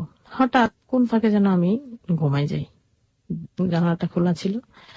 ঘুমায় যাওয়ার পরে মানে এই জীবনের চরম মর্মান্তিক একটা ঝড়, মানে কি যেন জ্বলে উঠলো, মানে আমি চিল্লান দিয়ে উঠলাম। চিল্লান দিয়ে ওঠার পরে আমি আমার মেয়েটাকে যখন মানে খাট থেকে ডেইয়া পার হয়েছে, আমার পরনে সুতি কাপড় ছিল, কাপড়টা মানে আমার মেয়ের পরনে পুড়ে গেছে, মানে শরীরে পুড়ে গেছে। এসে চিল্লাচিল্লি করে আমার আব্বা আম্মা নাইমা আসলে আমাদের বাইরে দরজাটা ছিটকে দেয় না, আমার মুখটা পুরাটা ফুলে গেল, মানে এত জল আগে বুঝতে পারতেছে না এটা কি। পরে লাস্টে আমার ভাই ঘর থেকে বের হয়ে এসিড মারছে, আমার চোখ দুইটা যেমন ঘোল হয়ে গেল পলকের মধ্যে। মানে কি যে কষ্ট হচ্ছিল আমি বুঝাইতে পারবো না সেই সময়ের কথাটা। তখন মন চাইছিল যে আমি ওকে একটু দেখবো, ও কোথায়, মানে সেই অবস্থায় মনে হয়েছিল যে আমার হাজবেন্ড কোথায়। পরে আমাকে ডাক্তারের কাছে নিয়ে আসলো, হোমনাথে ইয়েতে ট্রলার দিয়ে পানি দিল, মানে পানি যেখানে দেওয়ার কথা ছিল সেখানে না, এইভাবে উপর থেকে ছিলাম, উপরে থাকার পরে আমার পিঠের উপরে পড়ছে পানিগুলা। তা আমাকে আমাদের ওই উপজেলার হসপিটালে নিয়ে আসে, ওখানে বলে যে এখানে আমরা কিছু করবো না, ওটা ঢাকা মেডিকেল নিয়ে যান। ঢাকা মেডিকেল আনছে, রাতে 2টা বাজে অ্যাম্বুলেন্সে উঠাইছে, আস্তে আস্তে ভোর 6টা, পরের দিন হরতাল, রোববার দিন। পরে ঢাকা মেডিকেলে 2 দিন রাখার পরে মানে এরকম অবস্থা, ভয়াবহ অবস্থা, আমাকে বানি ইউনিটে ট্রান্সফার করা হইল। মানে কি যে বলবো, দেখে আমার ভাই মা মানে সবাই কান্নাকাটি করছে। আমার মনে হচ্ছে যে আমার বোধহয় পৃথিবীর সবকিছু শেষ হয়ে গেছে, আমার মেয়ে তাকাচ্ছে এক বেডের মধ্যে, আমার বাগ্নি এক বেডের মধ্যে, আমাকে নিয়ে সবাই টানাটানি, মানে চেহারাটা এত বিকলঙ্ক হয়ে গেছে, মানে ভাষায় বোঝানোর মতো না। তারপরে ভাইয়া আমাকে বানিয়ে নিয়ে নেওয়া হলো। আমার মা মানে আমার জন্য লাস্ট মুহূর্তে এত কষ্ট করেছে, মানে আমি বোঝাতে পারবো না। নেই আমার মেয়ে, মানে যার যার কাজের ধান্দায় শেষে আছে। পরে ডাক্তার বলছে মেয়েটা আর বাঁচবে না, তাকে আর চিকিৎসা করায় না। ডাক্তার বললো এটা? হ্যাঁ, ও আর বাঁচবে না, আমাকে ইমার্জেন্সি রুমে ভর্তি করাইছে। পরে আমার ভাই তখন অনেক কান্নাকাটি করতেছে, স্যার অন্তত চেষ্টা করে দেখেন, চিকিৎসা ছাড়া যদি মরে যায় তাহলে মনে করবো যে আমার বোনটা বিনা চিকিৎসা মারা গেছে। যদি চিকিৎসা করে দেন অন্তত আমাদের মনটা একটু শান্তি পাবে যে আমার বোনটা চিকিৎসা করার পর আল্লাহ হায়াত রাখেনি, মারা গেছে। তখন ডক্টর শামসুদ্দিন স্যার বললো যে আমরা যা লিখে দেবো আপনি কিনে দিতে পারবেন? স্যার ইনশাল্লাহ। হায়াতের মালিক আল্লাহ, আমরা চেষ্টা করে দেখতে পারি। এই ট্রিটমেন্ট শুরু হলো, অপারেশন হচ্ছে। পরে ভাইয়া এটা বললো, পরে যাই ট্রিটমেন্ট করলাম 9 মাস। আমার সাথে যারা ইমার্জেন্সি ছিল তারা সবাই মারা গেছে, আর ওখান থেকে আমি বেঁচে আছি। তো ভাইয়া একটা পর্যায়ে আমার চোখে ট্রিটমেন্ট করতে হবে। আচ্ছা, এসিডটা কি মারলো? এসিডটা আমার হাজবেন্ড। কিভাবে বুঝলেন? ওটা সে পানিতে পড়ছে গিয়া দৌড়াইয়া, আর ওকে যখন খোঁজ দিতে গেছে ওর হাতে অ্যাসিড লাগানো ছিল। তো আর ও যে অ্যাসিডের বোতল টানছে ও একজন দেখছে, দেখার পরে সবকিছু প্রমাণাদি মিলাই মানে ওনার মামলা করা হয়েছে। আর আমি যখন মৃত্যু সজ্জা ছিলাম আমি তাকে অনেক রিকোয়েস্ট করছি যে তুমি একটু আসো, আমি তোমাকে আমার খুব দেখতে ইচ্ছে করতেছে, যদি তুমি করে থাকো আমি তোমাকে বাঁচাই দিয়ে যাবো। আপনি যখন জানেন যে আপনি মারা যাচ্ছেন? হ্যাঁ, কিন্তু আসলো না। এই যে ফোন বন্ধ করলো, তার সাথে আমার আর কথা হইলো না। এই করতে করতে পরে ভাই আমি আপনাকে নিয়ে সেই সময় কোনো পত্রপত্রিকায় প্রতিবেদন রিপোর্ট হয়েছিল? কিন্তু সে কাটিং আমার কাছে নাই। তো পরে ভাইয়া করলো কি, এটা আমার চোখের ট্রিটমেন্ট করাবে, বাংলাদেশের ডাক্তার মানে ঠিক মতো গ্যারান্টি দিতে পারছে না চোখ ভালো হবে কিনা। পরে আমাকে ইন্ডিয়া নিয়ে গেল, আমার ভাইয়ের এক কলিগ ছিল, আমার ভাই ওখান থেকে 100% শিওর না ইটালির ডাক্তার আসলে অপারেশন করাবে। তখন ওখান থেকে আমার ভাইয়ের কলিগ আবার সিঙ্গাপুরে ট্রান্সফার করলো ইয়াডি কাগজগুলা, সাথে আমার ভাই আর ওই মহিলা। আমার ভাই এত কান্নাকাটি করছে যে আমি চোখে না দেখলে চলবো কিভাবে, আর আমার তো মানে কান্নার শেষ নাই যে আমি কিভাবে চলবো। আর ওইদিকে আমার মেয়ে ছোট মানুষ। তারপরে করছে কি, আমার ভাই ওখানে ট্রিটমেন্ট করাচ্ছে, আমার একটা চোখ ভালো হইলো, মানে অর্ধেক ভালো হইলো, চোখটা একটু ভাবে উঠাইছে, মানে দাঁত দিয়ে কর্নিয়া বানায় ওই চোখটা বানাইছে অলরেডি, উঠে লেটেস্ট মানে অপারেশন দিল। তো আমার কোন একটা অ্যাক্সিডেন্ট আমার ভাই দেশে আসে, তো অর্ধেক ট্রিটমেন্ট করার পরে তখন ডাক্তার বলছে আর একটা অপারেশন করতে হবে, তাহলে চোখটা ভালো হবে। তখন আমি দেশে এসে বললাম পুরোপুরি ট্রিটমেন্ট না করে। পরে আমার ভাই সুস্থ হইতে হইতে যাইতে যেতে একটু লেট হয়ে গেল। পরে দ্বিতীয়বার যখন আমার চোখের ট্রিটমেন্ট করাইতে নিয়ে গেল, ডাক্তার বললো অনেক টাকা লাগবে, এটা যেহেতু লেট হয়ে গেছে এটা অনেক টাকা লাগবে। তখন আমি তার নামটা বলতে চাচ্ছি না, আমার মানে কোন একটা মানুষের কারণে আমার ট্রিটমেন্টটা বন্ধ হয়ে গেল। কেন নামটা বলতে চাচ্ছেন না? আসলে এটা আমার এই ফ্যামিলি মেম্বার একটা মানুষ। আপনি তার উপরে এখনো ডিপেন্ডেন্ট? হ্যাঁ, কিন্তু সে এখন তার জন্য আমার ট্রিটমেন্ট আর হবে না। তো আমার এটা ওখানে নিয়ে অপারেশন করলে বোধহয় আমি আবার ভালো হব, এটা আমার আত্মবিশ্বাস। মানে আপনার জীবনে এই মুহূর্তে চাওয়া হচ্ছে আপনি যেন চোখে একটু দেখেন? হ্যাঁ, আমি যেন চোখে একটু দেখি। আপনার এই জন্য শ্রোতাদেরকে কিছু বলার আছে? হ্যাঁ, শ্রোতারা যদি এগিয়ে আসেন, আমাকে এতটুকু করেন, তাহলে হয়তো আমি আবার পৃথিবীর আলোটা আমার মেয়েটাকে নিয়ে একটু ভালোভাবে থাকতে পারবো, একটু দেখতে পারবো। আমি আপনাকে কিছু কোয়েশ্চেন করতে চাই অনুষ্ঠানের শেষের দিকে এসে। আপনারকে যখন অ্যাসিড বার্ন হতে হলো তখন আপনার মেয়ের বয়স কত ছিল? 6 বছর। 6 বছর। ওরও শরীরে কিছু কিছু দাগ আছে, আপনি যেগুলো ছবি দেখিয়েছেন আমাকে, ওরও কিছু দাগ আছে হাতে পায়ে, যেগুলো অ্যাসিড বার্নের ছবি। আপনি আপনার হাজবেন্ডের এখন কি অবস্থা? উনি এখন ফাঁসির আসামি, পলাতক। ফাঁসির আসামি এবং পলাতক? তাকে খুঁজে পাওয়া যায়নি? কবে রায় হয়েছে এটা? রায় হয়েছে 2005-এ। তারপরে 7 বছর এখন পর্যন্ত তাকে খুঁজে পাওয়া যায়নি? না। আপনার জানা মতে সে কোথাও আছে? না, কখনো শুনি সিলেট আছে, কখনো শুনি বিদেশে আছে, এরকম মানে নির্দিষ্ট কোনো খোঁজ নাই। আপনি এরপরে কোন ধরনের কোন এনজিও বা কোন ধরনের সংস্থার কাছে গিয়ে আপনি কোন ধরনের সাহায্য পেয়েছেন? না, ট্রিটমেন্টের ব্যাপারে কোনো হেল্প পাইনি। বাংলাদেশে এত এনজিও আছে অ্যাসিড সার্ভাইভারদের নিয়ে কাজ করেন, এত বড় বড় কিছু আমরা শুনে থাকি, তাহলে তারা কেউই আপনার পাশে দাঁড়ায়নি? না, ওরা বলছে যে ওরা ট্রিটমেন্ট করবে, মানে অ্যাসিড সার্ভাইস, কিন্তু এখানে তো আমার চোখ ভালো হবে না, ওরা যে ট্রিটমেন্ট দিচ্ছে এই ট্রিটমেন্টে ভালো হবে না। আপনার আসলে কি পরিমাণ টাকা লাগবে আপনার চোখ ভালো করতে? চোখ ভালো করতে প্রায় 8-10 লাখ লাগবে। আমরা ঠিক জানি না আপনাদেরকে কতটুকু হেল্প করতে পারবো, কতটুকু সাহায্য করতে পারবো। তবে আমি একটা আহ্বান জানাতে চাই সবাইকে। সেই আহ্বানটা হচ্ছে, হ্যালো 8920 তে আজকে আসমা এসছেন এবং আসমার চোখের জন্য সাহায্য দরকার। 8-10 লাখ টাকা আসলে খুব বেশি কিছু টাকা নয়। 8-10 লাখের চাইতেও বেশি মানুষ এখন এবিসি রেডিও শুনছেন এবং আমরা বিশ্বাস করি যে প্রত্যেকেই যদি প্রত্যেকের জায়গা থেকে যার যতটুকু সামর্থ্য আছে তারা ততটুকু দিয়ে যদি আসমাকে সাহায্য করতে পারি আমরা, আসমা যতদিন পৃথিবীতে বেঁচে আছে সে অন্তত তার মেয়ের মুখটা যেন ঠিক মতো দেখতে পায়। আমি হ্যালো 8920 মাধ্যমে সবার কাছে আকুল আবেদন জানাবো, আসুন এই বোনটার পাশে আমরা দাঁড়াই। যার যতটুকু সাহায্য আছে আমরা ততটুকু সাহায্য নিয়ে তার পাশে যেন দাঁড়াতে পারি। আপনাকে যদি, আমরা তো আসলে এভাবে হেল্প করি না, আপনাকে যদি কেউ হেল্প করতে চায় তাহলে উপায়টা কি হবে? আপনার কোনো ব্যাংক অ্যাকাউন্ট আছে কিংবা? জি ভাই আছে। আপনার ব্যাংক অ্যাকাউন্ট নাম্বারটা একটু বলবেন? জি। এটা কোন ব্যাংক? আগে ব্যাংকের, এটা হচ্ছে অগ্রণী ব্যাংক, কুমিল্লা হোমনা শাখা, হচ্ছে 24818। 24818। জি, আসমা এই নামে, আসমা নামে আছে। জি। অগ্রণী ব্যাংকে কুমিল্লা শাখা। জি, হোমনা, কুমিল্লার হোমনাতে অগ্রণী ব্যাংক, আসমা নামে আছে এবং ওনার অ্যাকাউন্ট নাম্বার হচ্ছে 24818। আমি সবাইকে আকুল আবেদন জানাচ্ছি, যার যতটুকু সামর্থ্য আছে প্লিজ আসুন। এই দৃশ্য আপনি সামনে থেকে দেখতে পাননি, আমি অল্পটুকু দেখেছি। এটা যে কতটা ভয়াবহ এবং নৃশংস হতে পারে, মানে একটা কথা জানে, অ্যাসিড ছুড়বেন তো মরবেন।